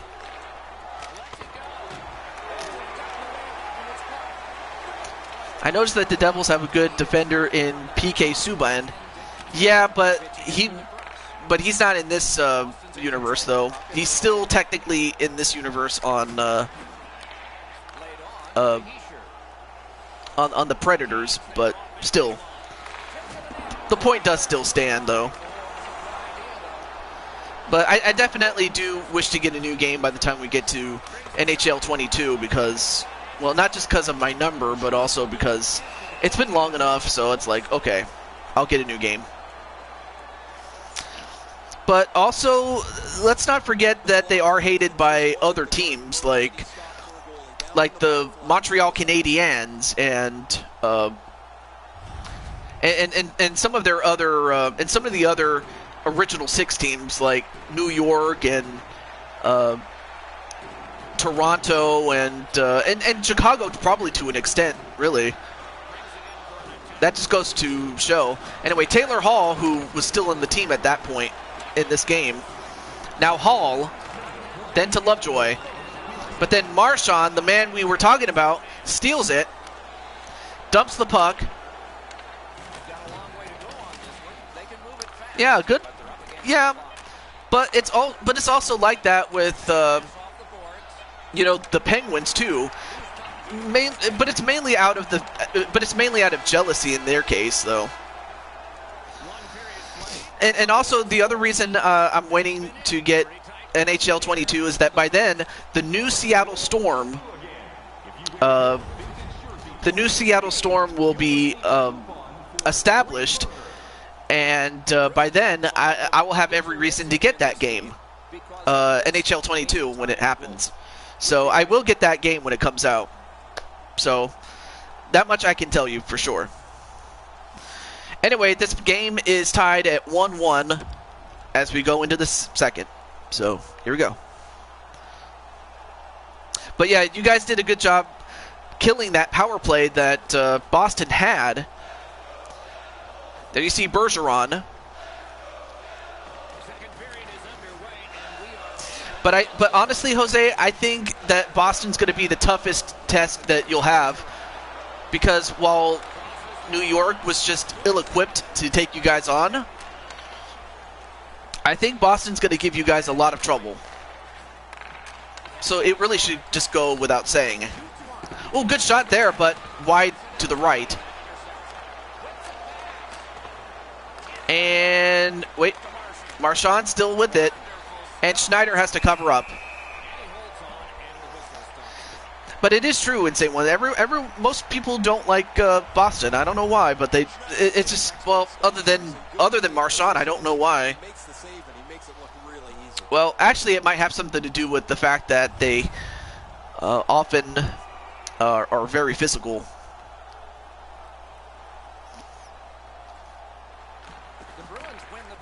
McAvoy, ooh, good shot there, but then Boucher manages to get it out to Blanco before he gets wasted. Now Roblox with his first touch.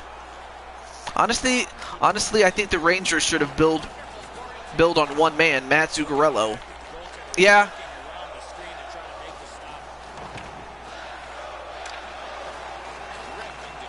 After all I've done in this one, well, who knows? And again, it's just, going into the new season after all I've done in this one. Yeah, and the game I'm using is NHL 19, by the way. It's just basically changing additions. That's really all it is. But there might be some new stuff, Joshua, that might pique your interest, but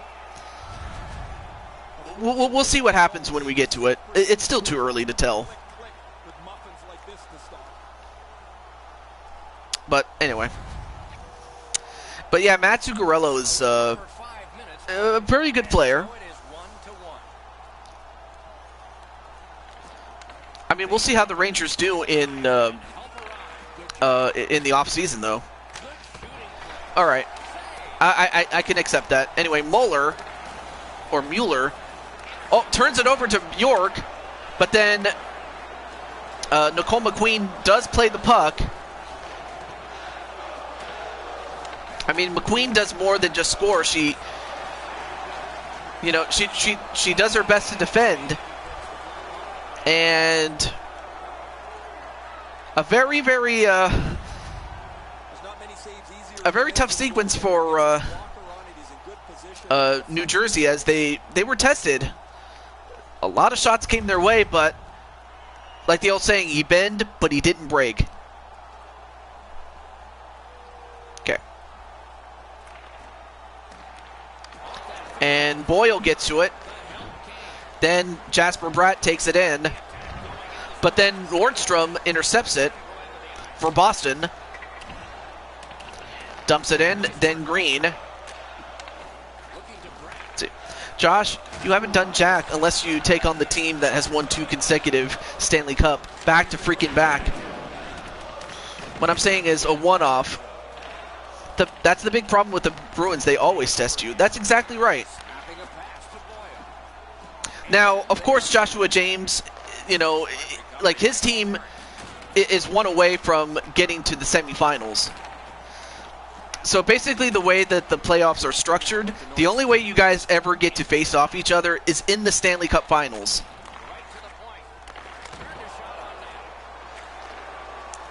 And, Bergeron, I'm surprised he didn't try to, stuff it in, but I guess he probably felt that it wasn't good enough of a shot there. Oh, and Bergeron just got beasted. And Coleman, good shot there by him, but now Wood. And that's another guy that is very underrated, is Wood. He doesn't get the credit that he usually deserves, but then Pastrnak, and now, there he is, Brad Marchand. Brad Marchand trying to find an open man. Gets a good shot, but doesn't go in. And then Backes, Mueller gets to it. Now to Nicole McQueen, and then knocked away from McQueen. Then Backes, then to Heenan.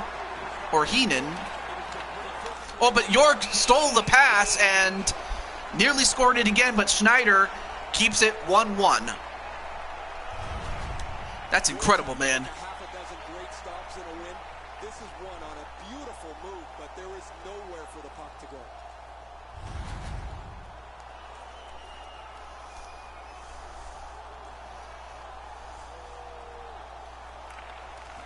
Nice face-off work. All right, now Taylor Hall. Now we have the top liners up in the game, and Hall, nope. Stolen by Backes. Oh yeah, so while Joshua and the Blackhawks have one game in their pocket,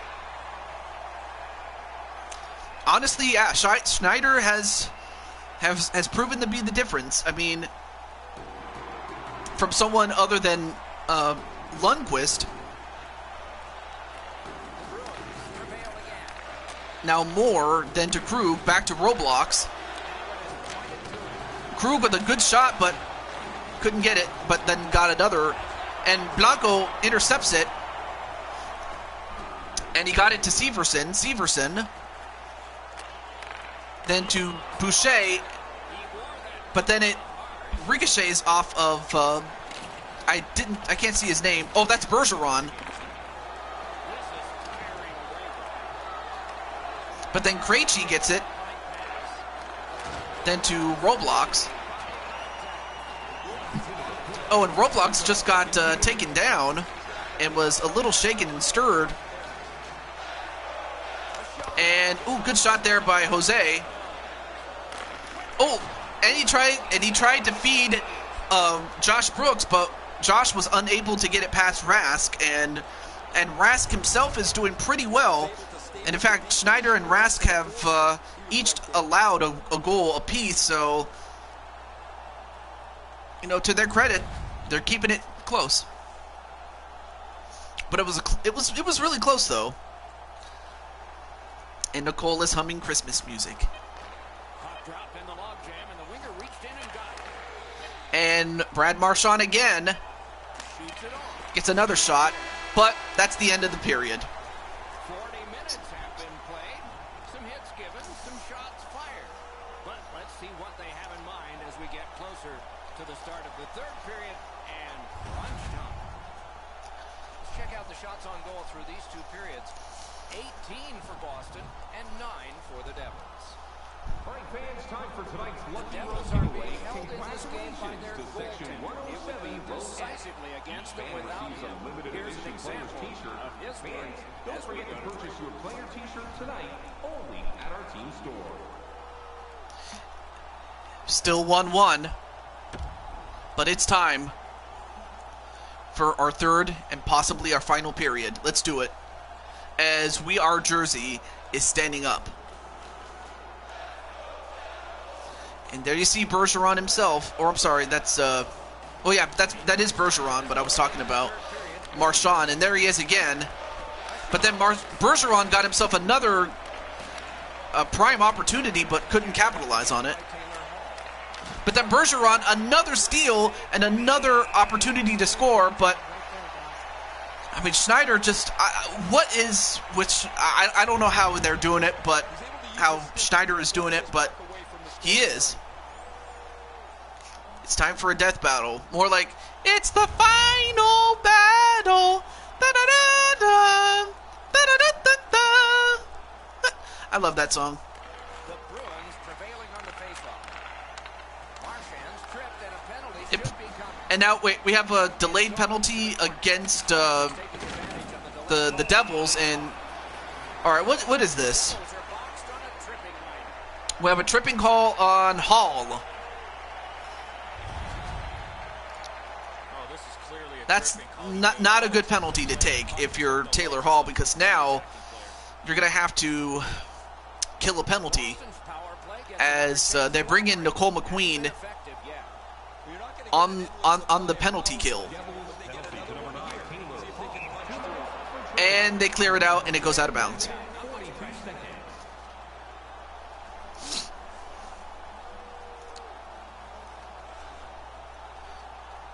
Kill out 2 minutes.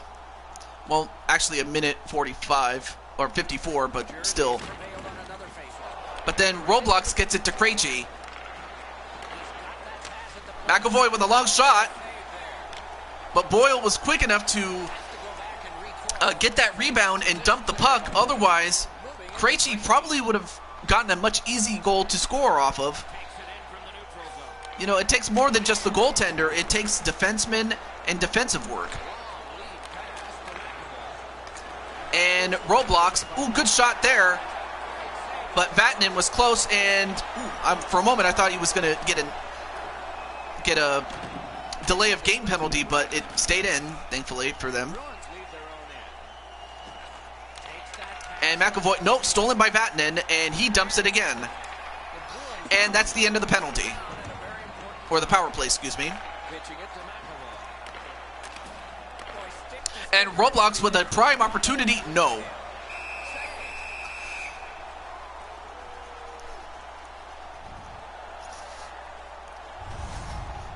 Schneider's playing net better than anyone right now. He's doing whatever it takes to keep the puck out of the net.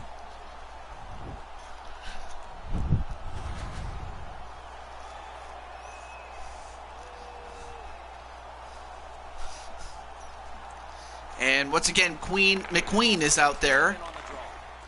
Now, you have Nico Heischer and Nicole McQueen, so you have Nicole and Nico. And we have a power play against Boston, or a penalty against Boston. And, of course, it was Bergeron. He's got stick is on the ice. But that, I believe that was a tripping, yeah, by Patrice Bergeron. New Jersey's power play unit gets its first opportunity. So now New Jersey has a chance to put this game in their favor. Now Brooks gets it to Boucher. Boucher, ooh, great shot by Boucher, but he didn't realize how open he was, but they get another chance. And Brooks, ooh, great shot by Brooks, but Brooks was unable to put it in.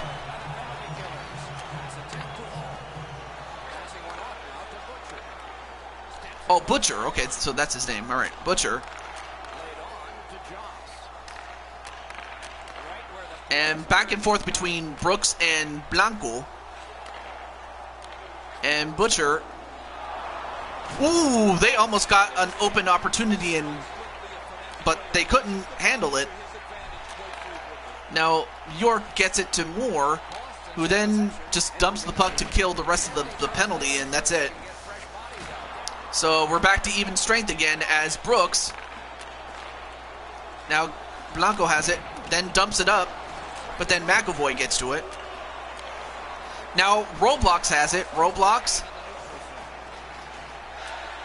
takes it in and gets Bjork on. Ooh, great pass to Bjork, but he couldn't convert on it, and now McQueen has it,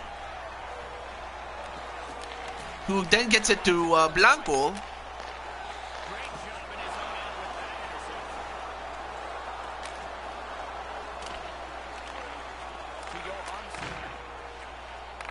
And Johansson to McQueen, then dumps it. One of the reasons you dump is so that you hope that your teammate can get to the puck before someone else does. That's just one of the strategies, and yet we have another power play for New Jersey, and if I'm not mistaken, that's Brad Marchand, the most hated man in the league, and he gets a tripping call. And if anyone was going to get a taste of their own medicine, it was him. Now, on a personal note, I don't hate him, but I can see why people do. Now, Severson gets it to Hischier. And Hischier, ooh, manages to split the defense.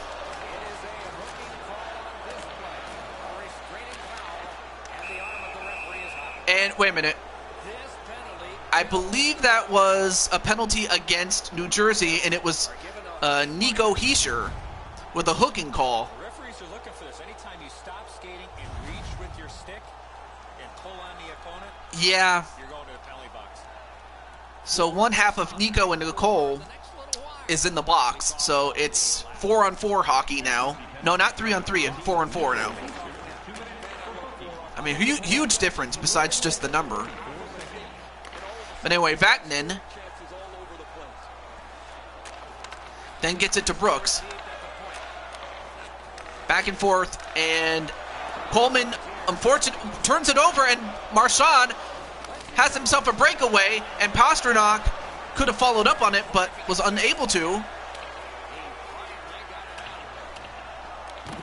And Krug dumps it, but then Coleman gets to it, but he couldn't hold on to it for too long, though. I know, it's a very taxing game, I will say that, but you did a great job, Nicole, while you were in there. But it's still a tie game.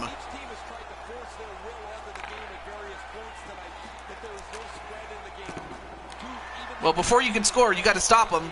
You do. And Palmieri gets it to McQueen.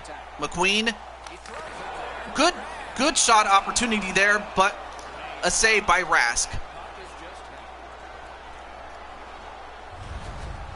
Pretty routine stop. You can see why everybody learns the butterfly when they're a young kid. Takes away the bottom of the net. McQueen and Brooks and all the other guys from the Devils are doing everything they can. As is Boston. Jasper Bratt then to Boyle, and Bratt with a great shot, but but it ended up being misdirected. Boyle, ooh, Boyle almost got himself that rebound and could have stuffed it in, but Rask was quick enough to get to it and subsequently covered it up. But he's able to make the stick save and push it aside.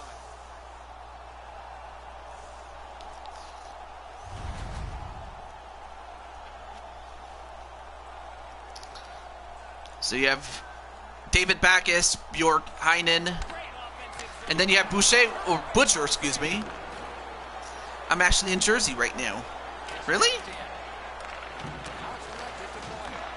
Anyway, Boyle and Boucher going back and forth. Now gets it to Jasper Bratt.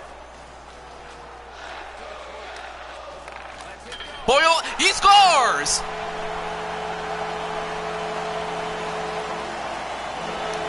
Brian Boyle, with 2:25 left to go, puts them ahead 2-1.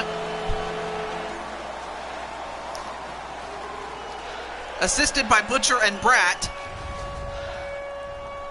they're excited here. They've broken the tie. They've got the lead. But now you have to concentrate. Get right back. I mean, Jose, I'm pretty sure I have to imagine you're very happy with Boyle and the other guys in there. But now it's just a matter of, can Boston do the same?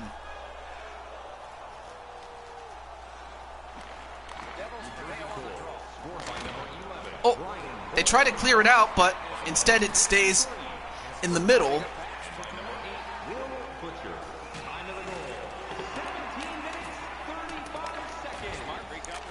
Oh, so we have Insane One who wants to play with Jose's team for next what is it? For next playoff season. All right, I'll make the change right here, right then and there. So, okay. I mean, we could be looking at a dynasty here. I think really the only real threats would have to be the likes of the Blackhawks. Really.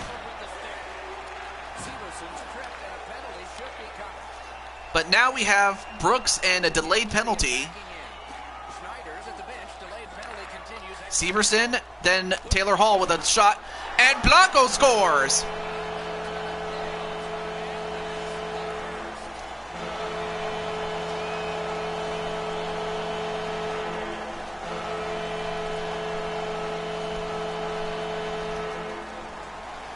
Jose Blanco assisted by Severson and Hall. We'll see if they can continue the momentum gained with this power play goal as they head out for the next shift.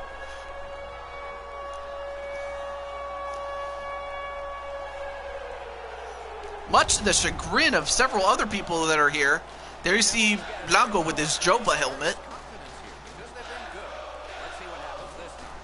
But we actually have a power play for the Devils, and Palmieri.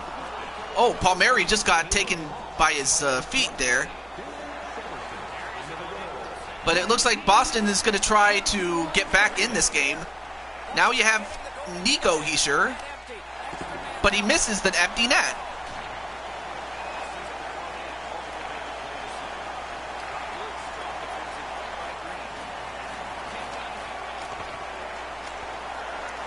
And F. Green, then Palmieri. And Hischier tries to score again, but he couldn't. But it's not going to matter because the Devils are now one game away from moving on to the semifinals, and we will see that the next set of games next week. So next week you will see the games, our game 2s, and we'll see if we'll have any game 3s for the following week. Tournaments are fun, especially when they get to loser goes home. I mean, there you see the Bruins' one and only goal, and for the best part of the whole game, it was tied until towards the end when they busted out.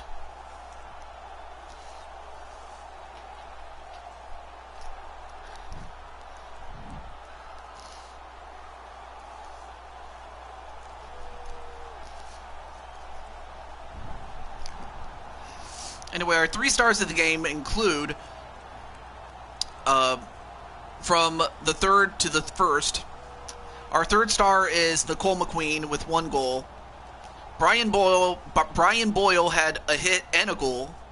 And Corey Snyder had a near-perfect game with only 1 goal allowed with 27 saves and a 64.4 save percentage.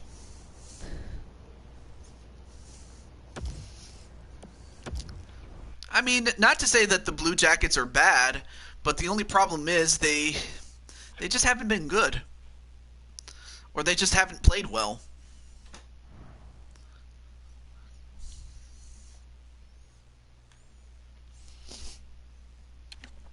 And, alright, so there you see, Chicago only needs 1 to win over Anaheim. The Red Wings need 1 win to beat us, or beat me and the Winnipeg Jets. Then you have Walter Johnson and the Carolina Hurricanes only needing 1 win to beat the Penguins. And, of course, the defending Stanley Cup champions only need 1 win to beat the Bruins. Alright, now before I go, let me just save here. I want to be able to create a new file, please. There we go.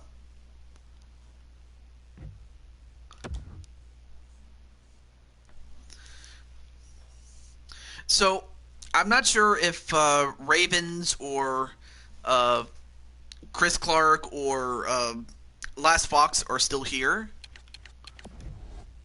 But if you are, let me know, so I can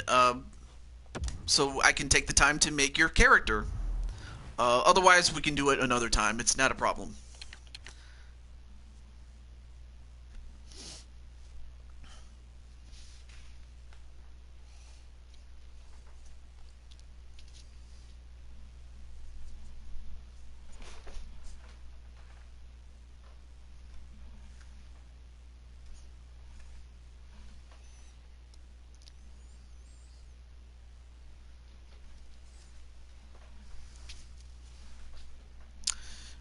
Okay, so like I said, is Chris here?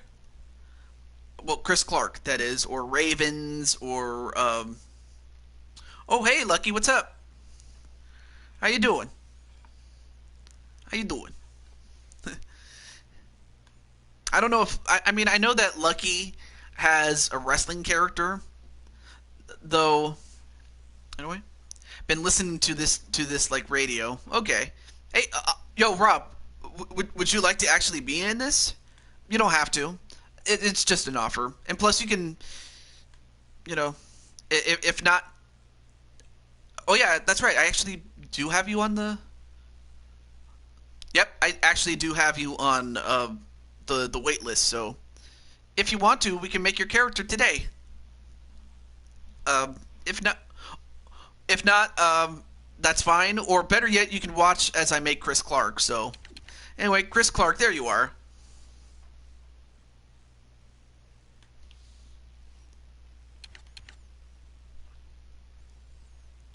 Enzo Amore.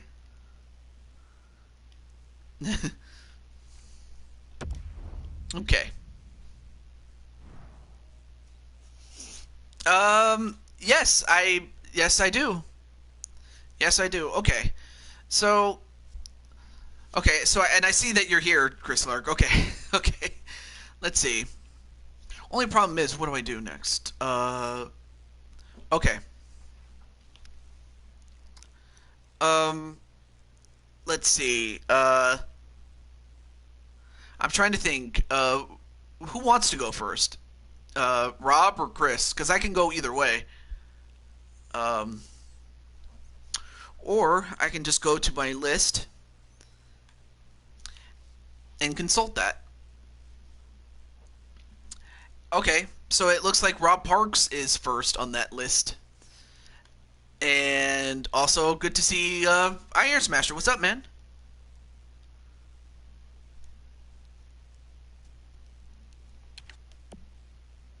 But yeah, I do have room for an enforcer for Anaheim, Mr. Rob. Okay.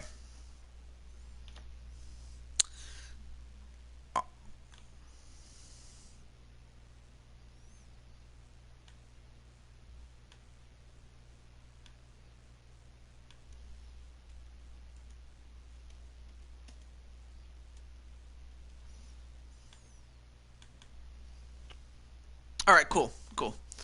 All right, so I guess so. I'll make Rob first, and then Chris Clark. So we'll go from there. All right, so let me just get this over here,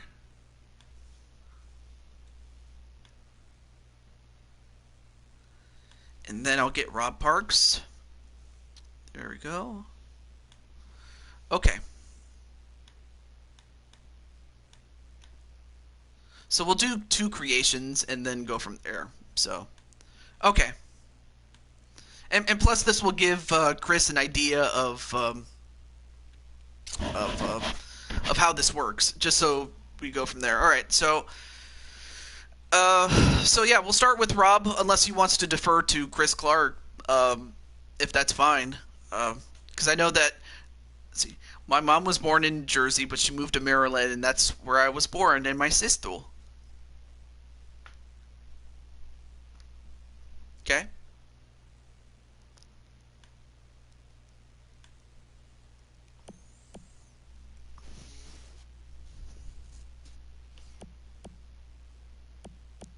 Um.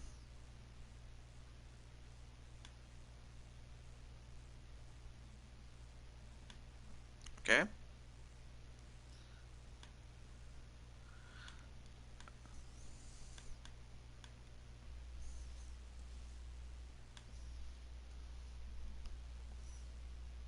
Yeah, I think Chris is ready too. So,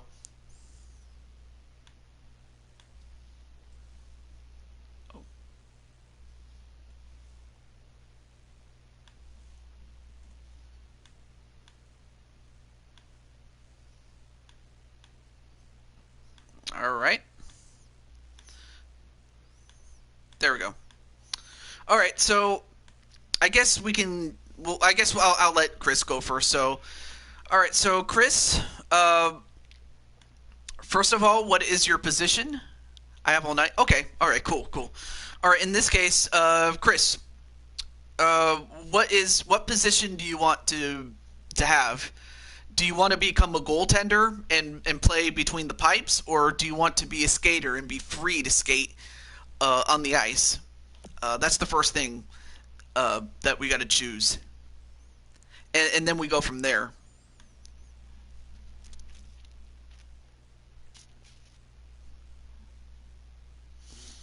Okay. Uh, Chris. Okay.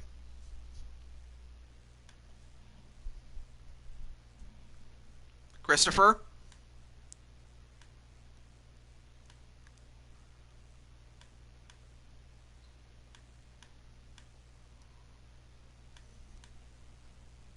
Oh, there you are.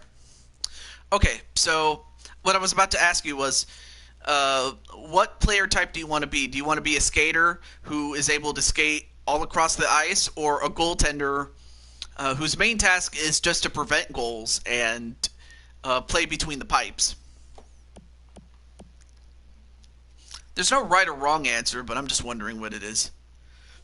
Yeah,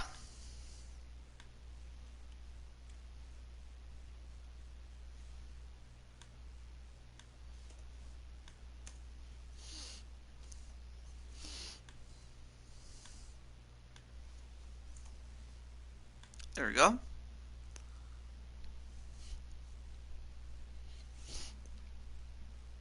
Okay, so once again, uh, hey there. So, uh, player type, are you a skater, or do you want to become a goaltender? That's basically the $1 million question.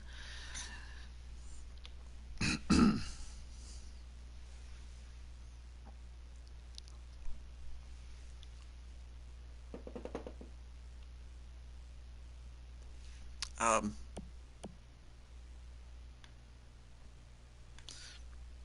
Wait, first... Oh, you mean skater. Okay. Also, hey, Najee, what's up, man? Anyway, this is a good chance for you to... Well, anyway, it's good to see you nonetheless, though. Anyway. Of course, I'm going to name you Chris and then Clark.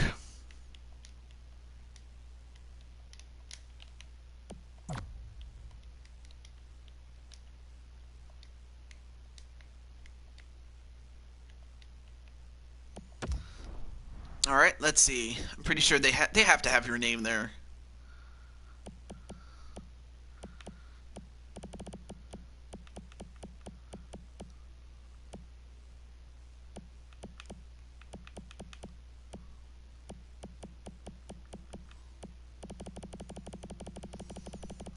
Right now I'm just picking your name. There you go. And it does have your name there. Cool. Christopher Orton and Clark. Yeah. It's funny, but I will say this.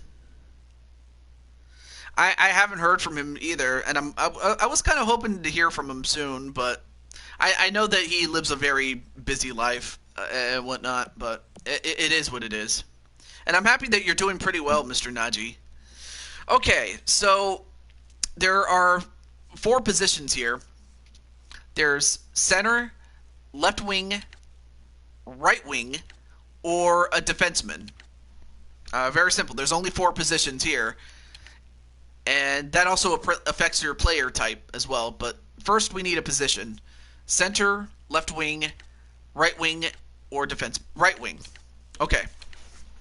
So now the player type that you can be is a grinder, a playmaker, a sniper, a power forward, a two-way forward, or an enforcer. So that is your player type, though.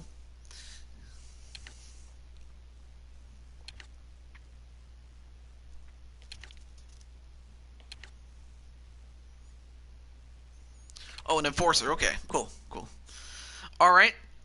So next is jersey number.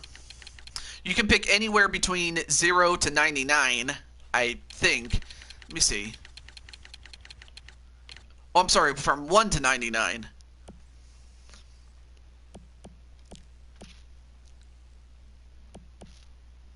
Two. Okay, 2 is good. Oh, also, let me write this stuff down. Or put this in my, Excel sheet. 2099. Be right back. Okay. Well, do hurry back, though, because I do need you to help finish up the rest of this. So, anyway, so, hope everything's going well, and I'm happy that you're doing pretty well, Mr. Najee, and, Spider-Man 2099 movie. I have a feeling that by then I'll probably die. I don't know. You know, I probably would be 1 billion years old. Actually, no, I would be over 100 years old if that would happen, though. And then really the only other question, as Brandon just pointed out, what team would you prefer to play for? You know, very simple stuff. As for, you know, salary and stuff like this, I'll take care of this one. I'll take care of this, though. So, hopefully, Chris doesn't take too long, and if that's the case, then I might have to do this off camera. There we go.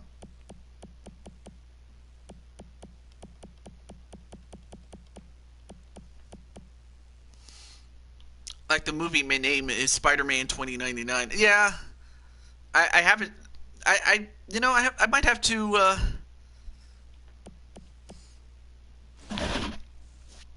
I mean, I did see a little bit of gameplay for it, so if they can successfully adapt it to a movie, I don't see why not.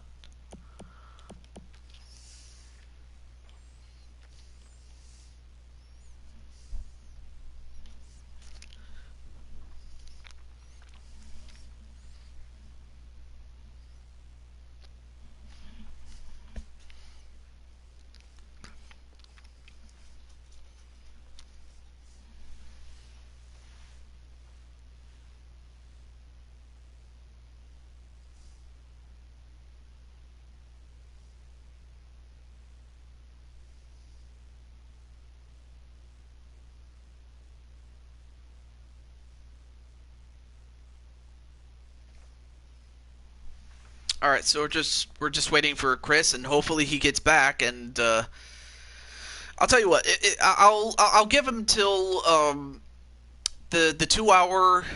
I'll give him until the 2 hour 38 minute mark. If he doesn't come back by then I'll just stop it there. And then if because the last thing I want to do is take forever to do this. So so yeah, Chris, I hope you do come back soon, because I don't want to just be stuck waiting for you know.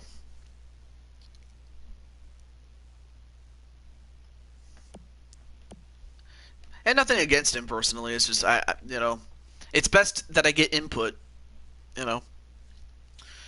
But but yeah, so far so good.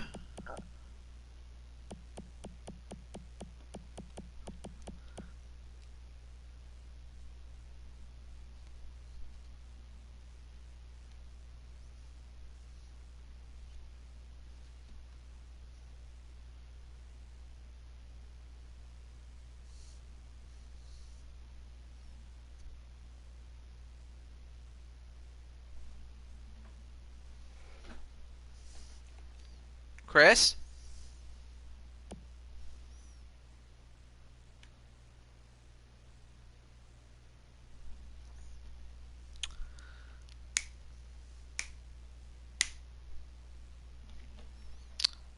Let's see. Yeah. Yeah, and even Blade Charge is wondering, Chris?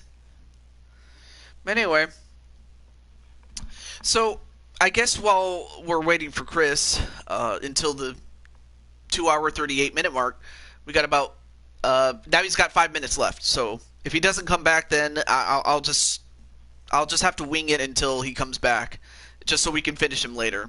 It's not a problem. It's not like we have to finish him now, and it's no. We can always fix him another time. Well, his character, that is. Anyway, but one thing I did behind the scenes was what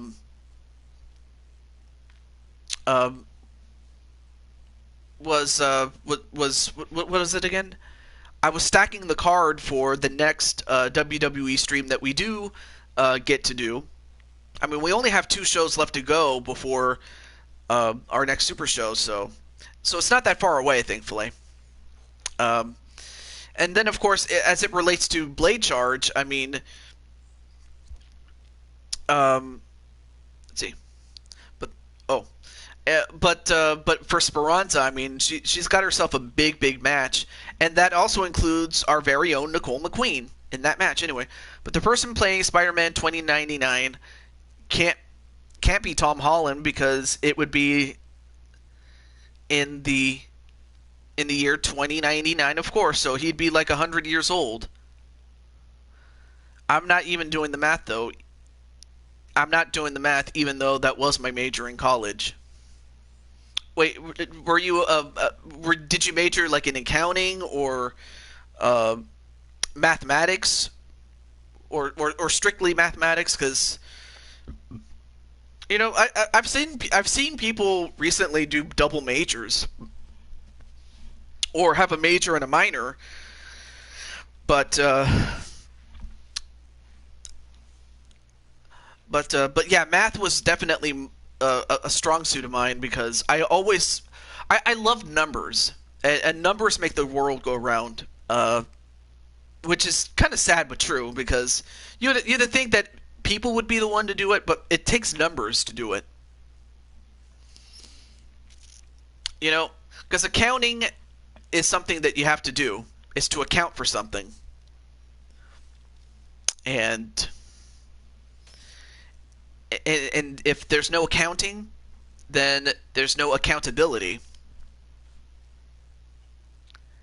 And I would say that, yeah, and calculus. That calculus is calculus is just as good, because you have to use the numbers to calculate what's going to happen if you put X amount, or if you put or whatever the amount is supposed to be for each thing that you want to calculate.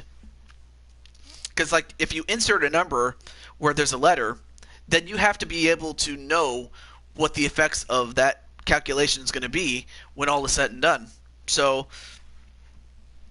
that's always something to keep in mind.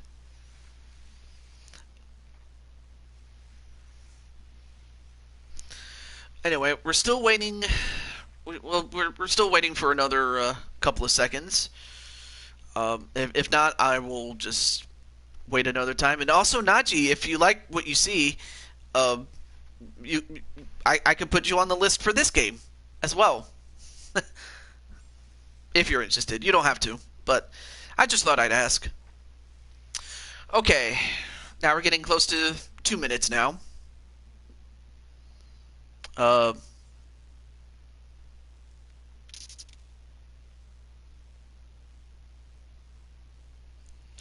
and if not, we can always finish Clark, whether it be the next show. No, he's not in NHL. He's in the NFL though. Where is he? No. He's in or NFL is where he is. He's in NFL. He joined the Chiefs as a linebacker, and mainly for the reason he's a linebacker is mainly for the fact that the Chiefs are kind of thin on that position, so they needed some more help on defense. So that's where I have him currently, as far as that series is concerned, and I'm pretty sure you'd pick that series next if you ever won the prize again. But anyway, enough about me. Okay, we have 15 seconds left. 10 seconds. 5, 4, 3, 2, 1. Time's up. All right. So I will just save right here. There. Or actually, I'll just discard the changes and I could just start from scratch again. Since we really didn't go too far into it, and I was like, I'll just start again. It's not a problem. The only other person that was waiting was Rob. Although if Rob wants to get in on this, let me know. I'll give you until the 2 hour 41 minute mark to respond, and if not, I'll just end it off. It's not a problem. But anyway.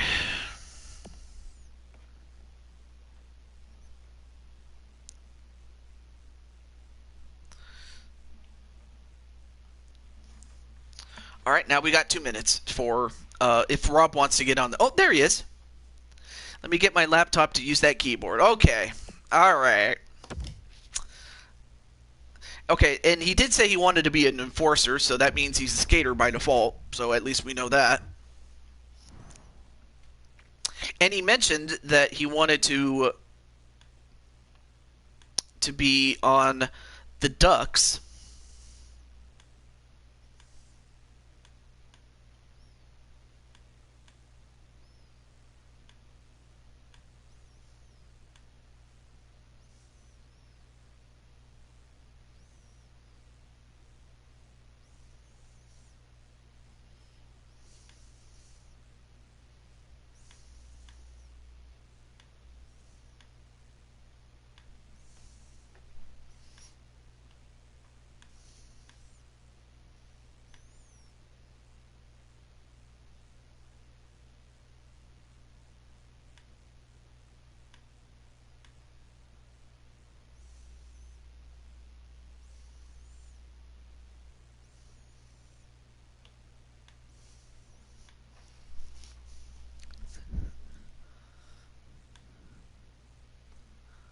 Okay.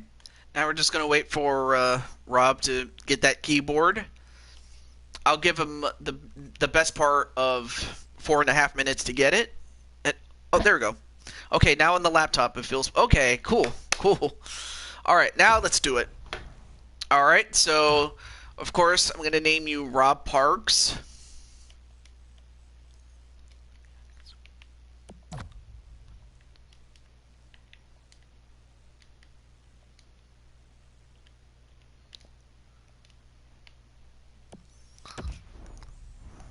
All right. And it's also kind of cool that they have play-by-play names. Oh, there's Chris. Oh man. Well, you know what, Chris? We'll do it on the next episode, and the next episode of this particular series will be next week. So at least know that you'll have that. Okay. So sorry about that. I just didn't know how long you were going to be gone. All right. So there's Parks, play-by-play. All right. So next, really the next thing to determine is position. What is your position, Rob?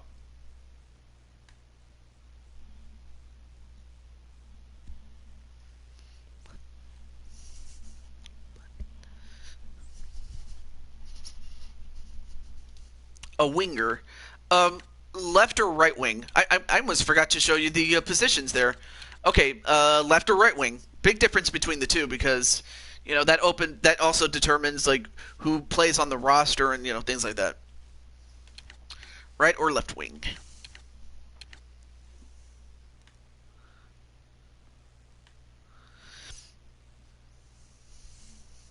Left.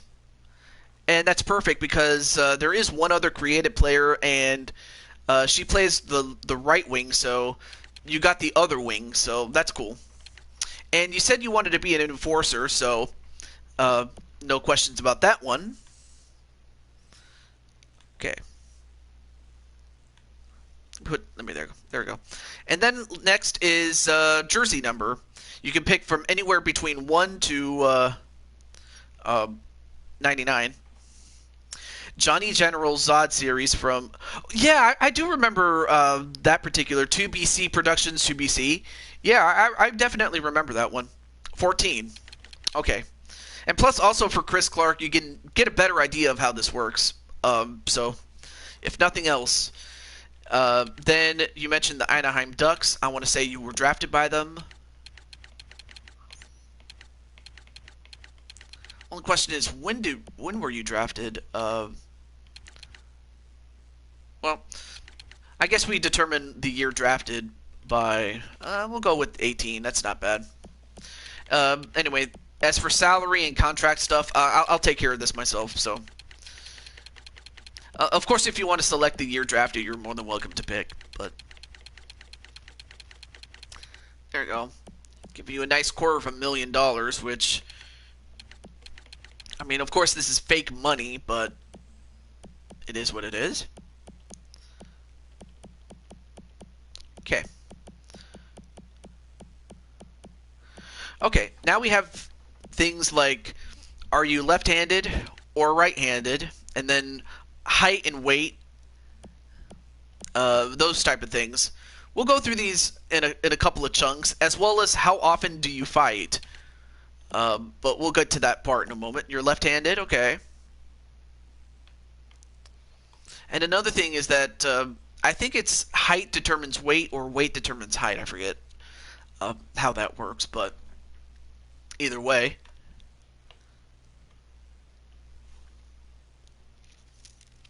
Also, Rob, your girl Minnie is doing pretty well in 6'8". Jeez, you're a big boy. Now the question is, how much do you want to weigh?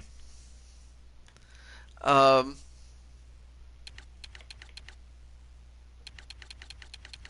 yeah, your girl Minnie Morgan's doing pretty well in the. I wonder what the max is and also the minimum. Well, anyway.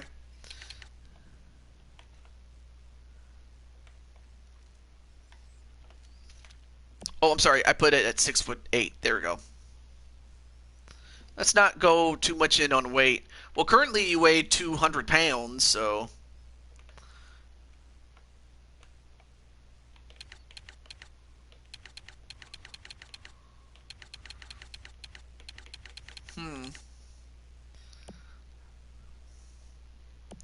I guess you don't really care too much about the weight, but oh well.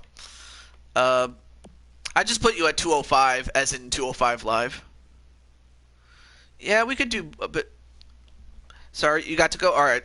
Not a problem, Chris. But we can always do it next week. So that's the plan for next week's show, which is this for Game 2. So not a problem. All right. So let's see. Wait.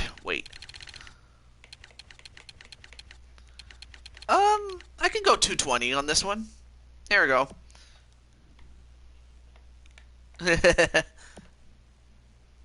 It's cool.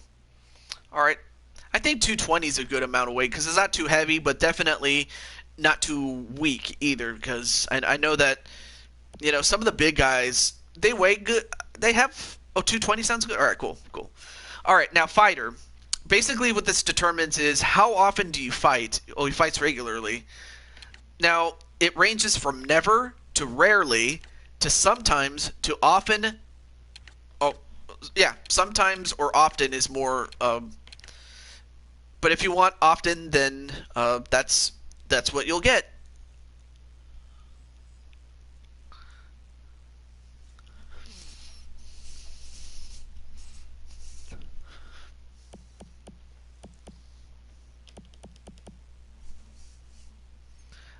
But I guess often we'll do it.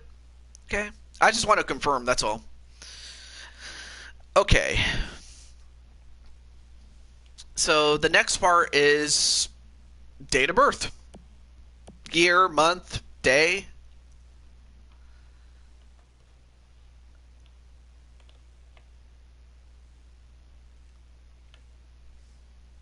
It's cool. All right, cool. All right, cool. Or are you talking about the year though? Oh, the year's already good. All right. Year school.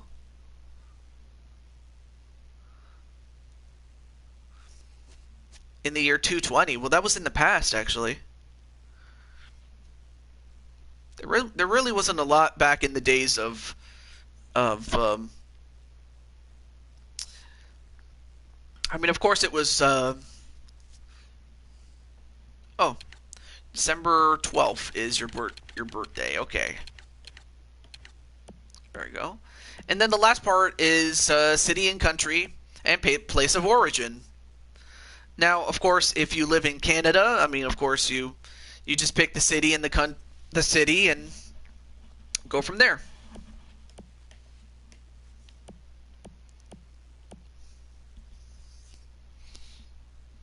Oh, that's right, Indianapolis, Indiana. Okay. Oh, nice. It actually gives you this.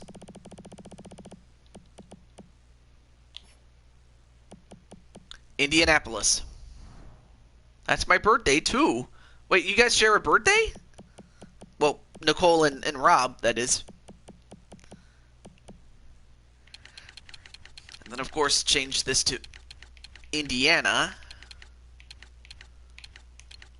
There we go. Indiana. And there you have it. There are your details. So next is your appearance. So there's a lot of things you could do with this. This is and the fact that you can actually make women in this is just as cool. So anyway, this is your default look. Not bad. But also know that when you go up and down, like if you go to yeah, because if you go lower on the head count, the lighter your skin is. Whereas conversely, when you go up in the spectrum when it comes to heads, the darker your skin gets. So I just want you to know that sort of thing, and it all culminates in head 11. So there you go.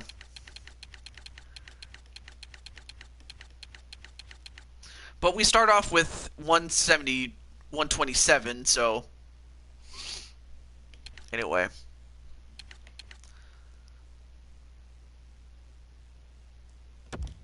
Let's see. Head 124. That one looks good. I'm trying to think of what Rob would look like, but that's not bad. 123. Good.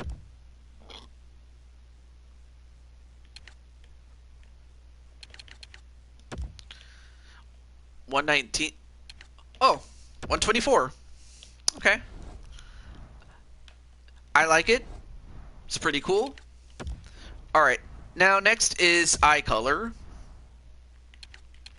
And there's only 7 colors. You have blue, brown, light brown, hazel, green, or yellow. Very simple colors. Blue. Wait.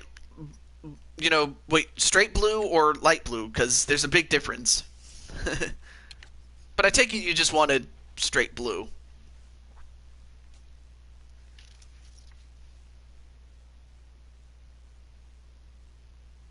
Regular blue. Alright, cool. There we go. I'm not going to worry about eyebrows all that much, so I'll just skip that. Now, let's get to hairstyle. And now, of course, naturally they have more hairstyles for men than they do the women, but still. You have this hairstyle. It's pretty cool. Since I don't know what your hairstyle looks like, is there any particular style that you would want? Like, for example, do you want like really curly hair? Or do you want just straight short hair like this? A near bald one? Okay. Alright, so there's... Oh, wow. He's got a receding hairline. A near bald one. I mean, of course, there's a mohawk, but... Alright, let's take a look. Let's see what other ones we have. A near bald one.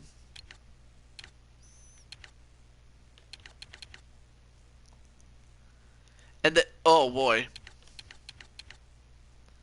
Oh, here's some. Okay, this one is just... Okay, that's not bad. Okay, 59 is probably the best one so far. And then hairstyle is when it looks like your hair is about to go out, kind of like the Matt Hasselbeck look. And then here is where your hair starts to grow out a little bit.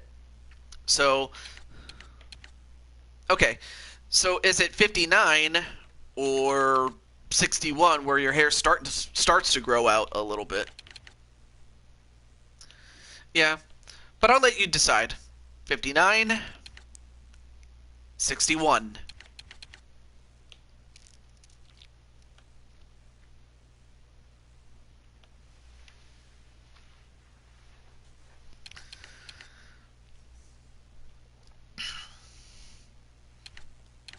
$61. All right, 61 it is. All right, so and because you do have enough hair, what color should it be? Like, there's black, dark brown, a dirty blonde, a light brown, dark blonde. Wait.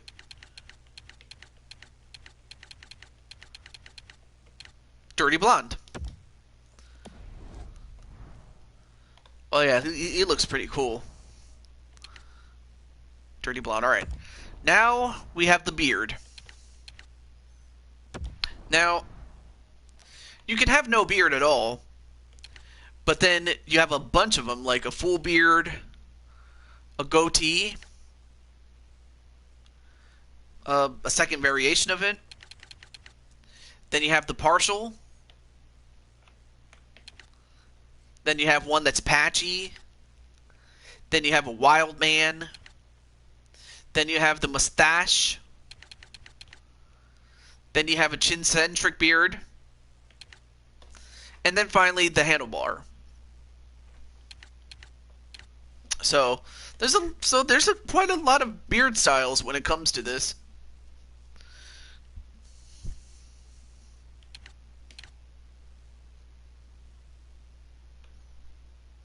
Either full or partial. Okay. Okay, here's full. Here's full. Pretty good look. And partial, although most of it's on your chin rather than on your mustache. Whereas the full covers most everything. I mean, either way, it looks really good.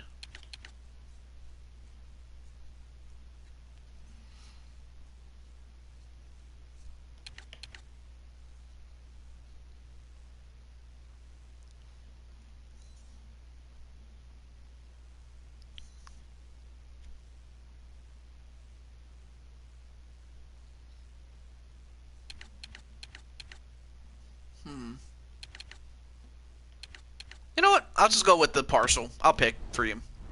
It's not a problem. Okay. Partial. Okay, partial. Let me go back to part. Okay, I just want to make sure. Make sure. There we go. Oh, yeah. Now we also have to determine, okay, clean shaven's fine.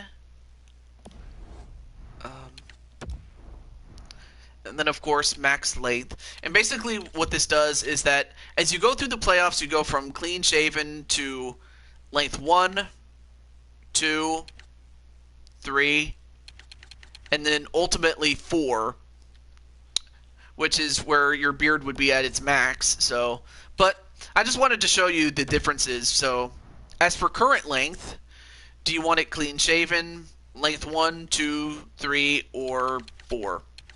I'll just go through these slowly. So,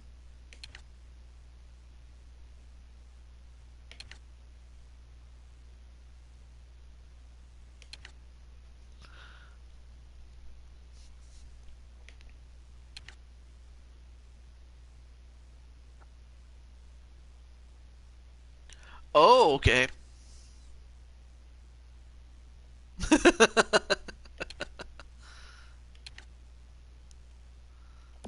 Okay, I'll be sure to do that for the playoff length. There. There it is. I'm cool with that. Okay, so now the only other thing left is, do you want the beard to match the top of your hair? Or do you want a different color? Because I've had a couple of created characters that had a different colored beard. Yes, okay. You got it. There we go. Okay. This one, the equipment alone is probably the longest one, but I'll go through these really quick. So you have helmet types. I'm not sure how familiar you are with hockey, but you have different kinds or brands like Bauer. Oh, the Jofa. Whoa, you were very. See, I like you, man. I like how I like how you are. What's the word? Specific. The more specific you are, the better it is. I like it, man. Now, of course, with the Jofa helmet, you won't be able to pick ear guards, visor, or a visor tint. So, but most other helmet options would give you that option. But oh well. But I like how particularly you are. All right, now shoulder pads. How big do you want them? You want big or small? I mean, it's just it's a minor difference, but still.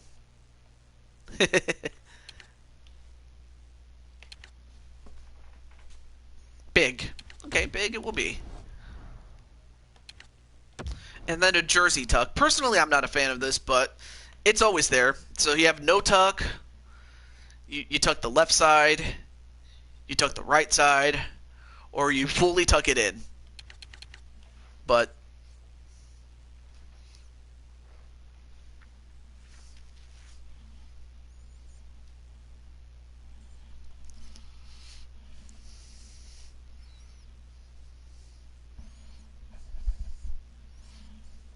okay.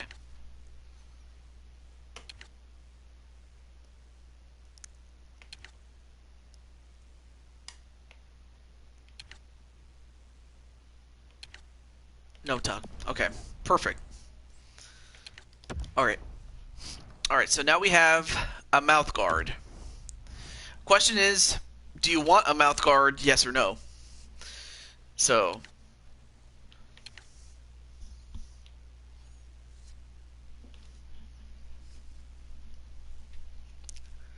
on. Okay, perfect. Okay, now with it on, you then pick the mouth guard material. translucent or solid. Of course, translucent is that you know the difference. I don't have to tell you, but those are the options there. Lucid. Oh, okay, perfect. And of course, because it's translucent, I can't pick a mouthguard color. That's fine. Okay, next are the gloves. They have a lot of gloves here, without question. And it goes back to the Bowers, the CCMs, the Sherwood. There's a Sherwood BPM 120, an STX. Then you have the True Hockey, the Verberos, the Warriors. So yeah, there's a couple of gloves that you can pick from. Okay, let's see.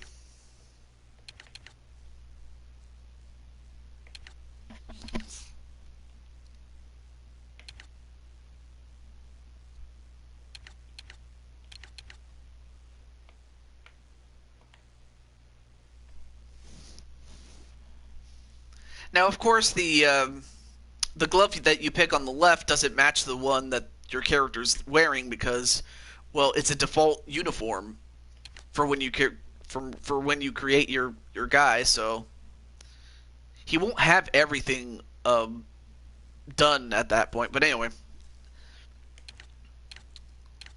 let's see.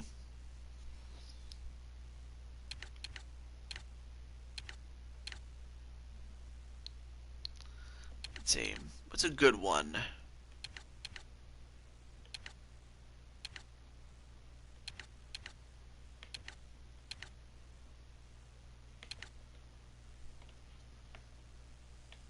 Ooh. I actually like that one. The CCM ones? Okay, cool. Alright, so it starts right here. Alright, so we have the CCM 30K. I'll let you take a good look at this one really quick. There we go. The CCM 4-Roll Pro 3. Not bad. The CCM CL 500. The JetSpeed FT1. The Quick Light. The Super Tax. Oh, the 3. Okay, that's a pretty good one. I like that choice pretty well. All right. Next is the stick type. That's another. And again, it features the same suspects like Bowers, CCMs, Sherwood, STXs, the True Hockey, the Warriors, and another Sherwood, and then and the Titan Retro Stick.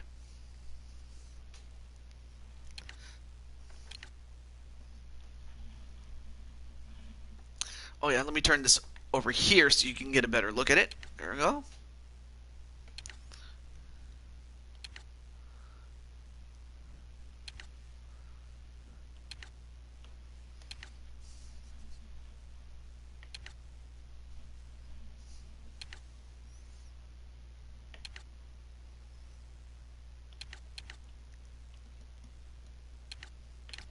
I mean, a lot of sticks.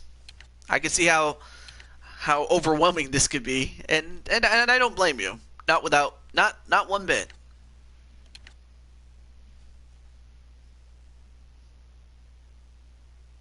Oh, the convert one? Let me see. Okay. Oh, there's a couple of them. There's convert QR1. The QR Edge. Okay. The QR Edge Super Light, or the OG QRL. And okay, well those are QR1, QR Edge. Oh, the Super Light. That's a good one. In fact, actually, I think you're the first person that's ever had that. So I think that's pretty cool that you have it. Actually, I'm not even going to worry about texture. Um, and then this one I'll do for you, my friend. I noticed that one of your colors is a blue. Something like this.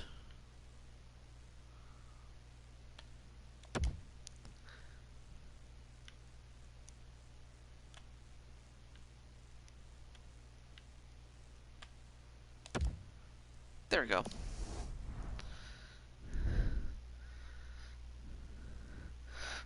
Okay. I'll do my best to make it easy as I can. Blade take text. No, okay. No, I'm not going to worry about that one. Your colors are orange and blue.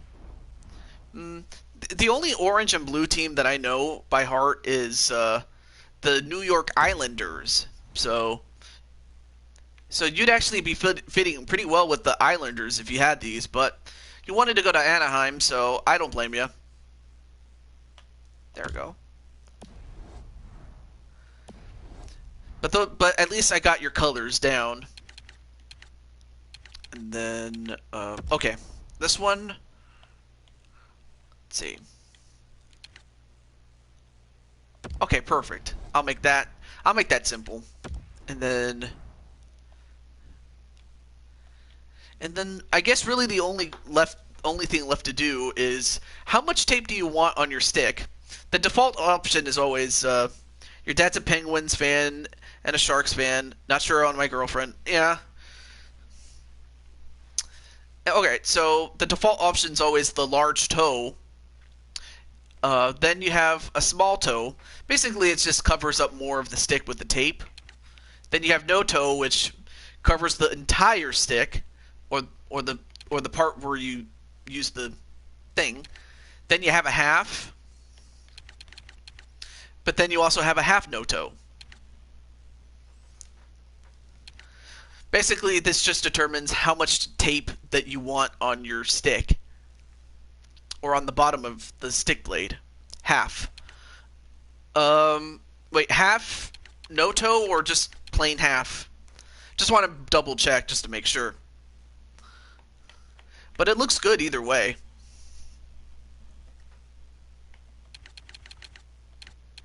Just half, okay. Very well, I'll pick that. And it looks good. Alright, so. Okay, here's a simple one. I'll make this one easy. Actually, the next one's simple. Pant length, short or long. Very simple. I mean, of course, the differences are so minute, but the option's always there.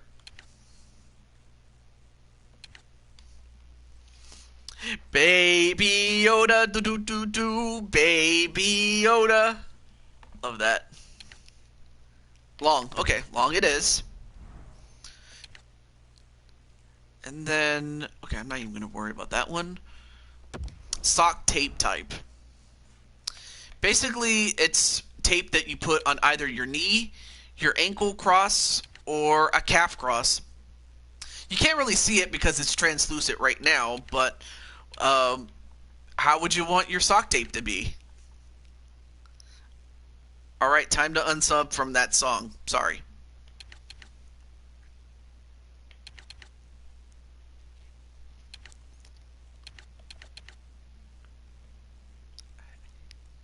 The second option. That's always a good one. Okay. So, as far as the tape, you can keep it glossy and transparent, i.e. you're not able to see it, or you can make it opaque to where you can see it. Matte opaque is the same thing, but a different material. So, glossy transparent, glossy opaque, or matte opaque. So, I'll just go through these slowly.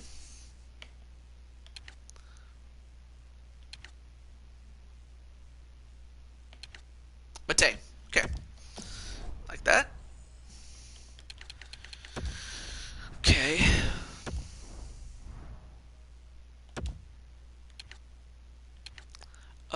see. I can make this... I'll make this orange. Because the next one, and this is the last one that we'll do, skate type. And this time there are only 11 skates. But of course you have the same suspects like the Bowers, the CCMs, and one true Hockey Pro Custom. So this time you only have to choose from 11 though. I'll go through these slowly just so you can see them.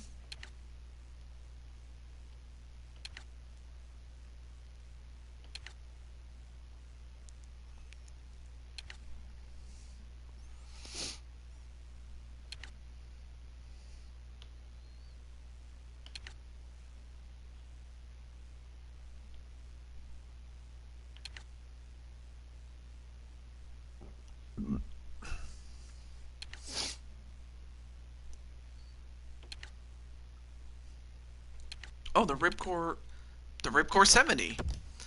That's a good one too. I think you're also the first one to have that one, so I'm cool with that.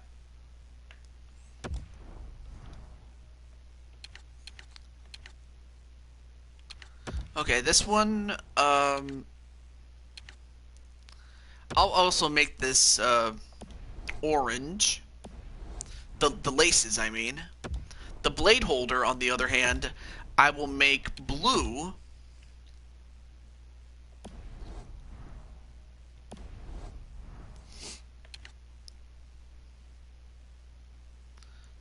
The first autistic skater in the NHL. I like it. Okay, and this is the last one in terms of equipment. So, there's skate guards. You could choose to have none at all. But then, of course, you can choose to have a half guard clear, a darker variation, or a carbon fiber. But then you also have a full guard clear, a darker variation, or a carbon fiber, or last one is a round guard. Or just none at all, if you prefer. Full.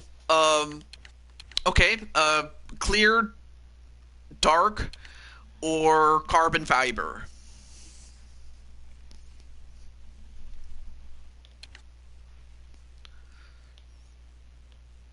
Dark. Okay, I like that. Alright, that's going to do it for skates. So, I think really the last thing well, actually, we're almost done. We're almost done. Now, when it comes to attributes, I will do this. I'll do this for you. Because, I want you to be the best that you can be, and the overall I try to get to is at 87. Now, I know that Rob's a very fast guy, so obviously he's got to be fast. And being an enforcer, you got to be good at body checking, obviously. Yeah, good. I mean, well, actually, yeah. I mean, I got you on this one because at least I know what I'm going to get. So, endurance, definitely have to have that. Puck control, you're not good with the puck handling, but you're better than most people. You could certainly pass it, too. But then when you shoot it, oh boy, it's very powerful. Though not very accurate, but we'll change this if we need to raise it up or lower it down. Okay. Wrist shot power. Also high. So basically what I'm trying to go for is an enforcer type. A guy that beats up people. And while he won't be as agile because, well, he's a big guy, what he lacks in agility, he'll more than make up for in strength because he's just very powerful. Acceleration's okay, but he's a very balanced player, so definitely he's going to be that. And he's decent in face-offs, too. And he's very durable because, you know, to be able to take that much punishment, you got to be durable. Deking, on the other hand, is not his strong suit.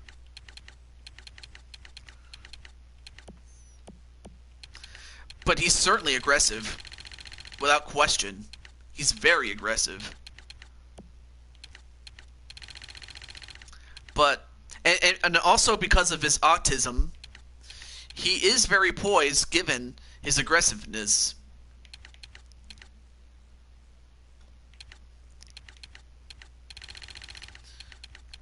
Okay, hand-eye's okay. Okay, shot blocking. That's something he has to have because, you know, in addition to being an enforcer, you got to be able to have good shot blocking awareness. Offensively, pretty good, but defensively, even better. You know, because he has to be able to not only play both sides of the puck, because... And he's fairly disciplined, fairly. But fighting is really where he's going to excel because, he's the guy that kicks ass and takes names. Stick checking, okay. Oh, that's it. Okay, so now I'm going to have to start increasing some of these then. Okay, let's increase this a little bit. Increase the poise a little bit. Increase the defensive awareness. Because why not? Balance, I'll have to increase that. And again, the object is to get an overall of 87. I might increase his agility a little bit. There we go.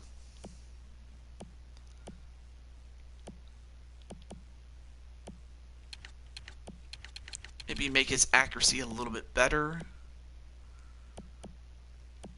Maybe his puck controls a little bit. Okay, cool. We're getting close to 87.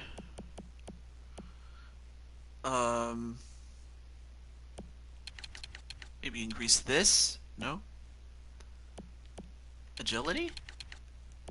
Yes, perfect. There we go. We got it. You're now an 87, baby.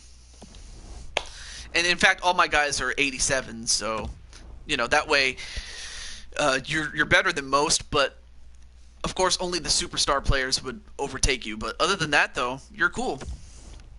Okay. Oh, and one last thing. This is a goal celebration. And basically this determines what you do when you score a goal.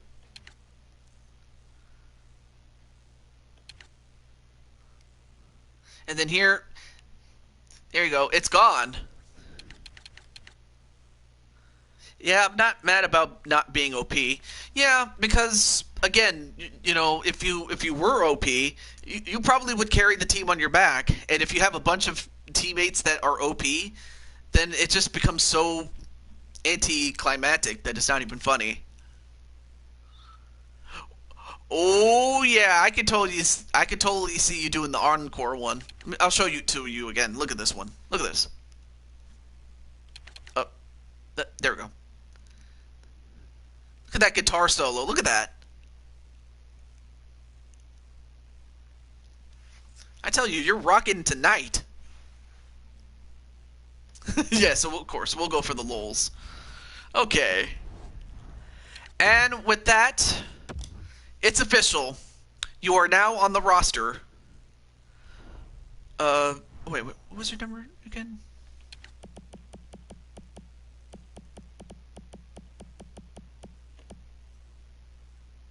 Oh.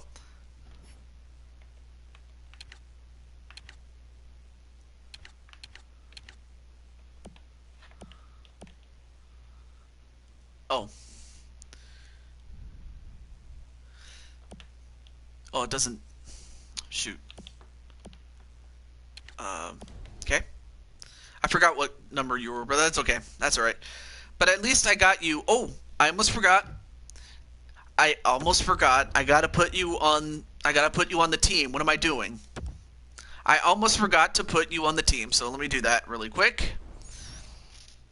Okay, so now you're assigned to the Ducks. There you are. So now all that's left to do is just simply go to rosters. Because you can assign a guy to a team all you want, but you got to edit the lines. That's what you do in order to make sure that your created character gets in on this.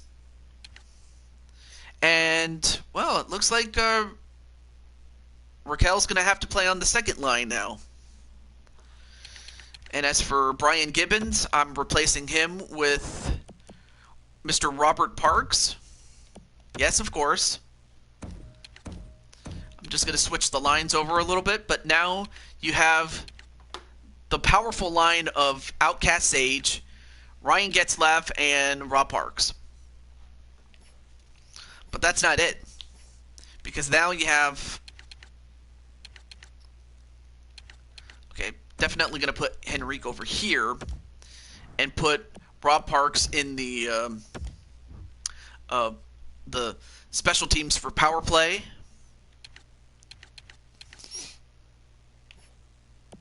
Okay.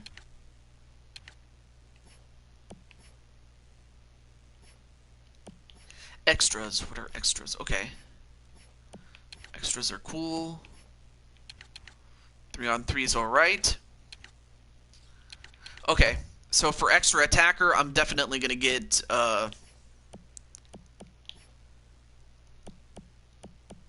where is he?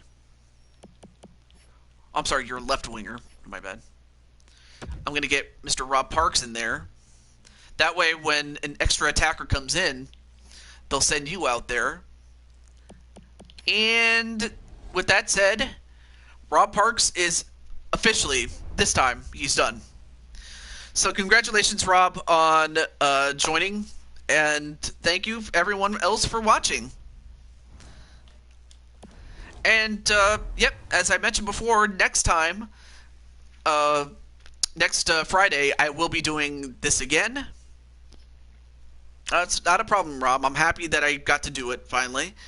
And for everyone else, this is the Blue Toad, Deju22, signing off, saying goodbye.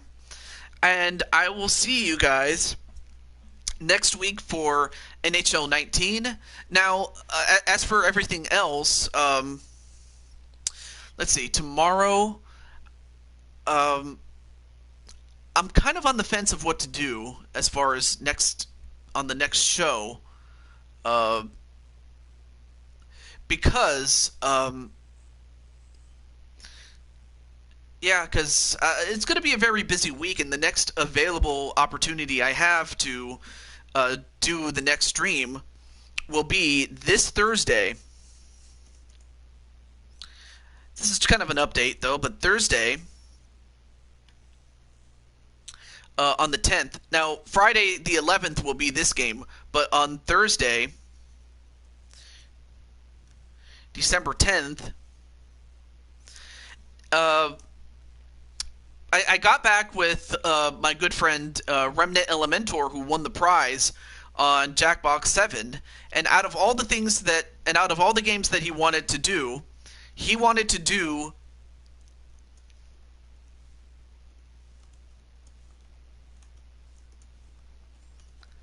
Jackbox Party Pack 7 again. I mean, he could have picked anything else, but that's what he wanted. That's what he's going to get. So that's what's in store for that. So between now and Thursday the 10th, I will be taking a couple of days off. I do want to recover a little bit after a while. Not that there's anything physically wrong with me. It's just... It has more to do with, shopping and wrapping presents, and also getting things ready for Christmas, as that's coming up. But that's just the first available date that I have. So until then, this is the Blue Toad, Deju22, signing off. Have a great day. I'll see you next week for NHL, but a day before that for Jackbox Party Pack 7. Until then, this is the Blue Toad. Have a great day. Stay safe. Wear a mask. Wash your hands. And just take good care of each other. Have a good one, everybody.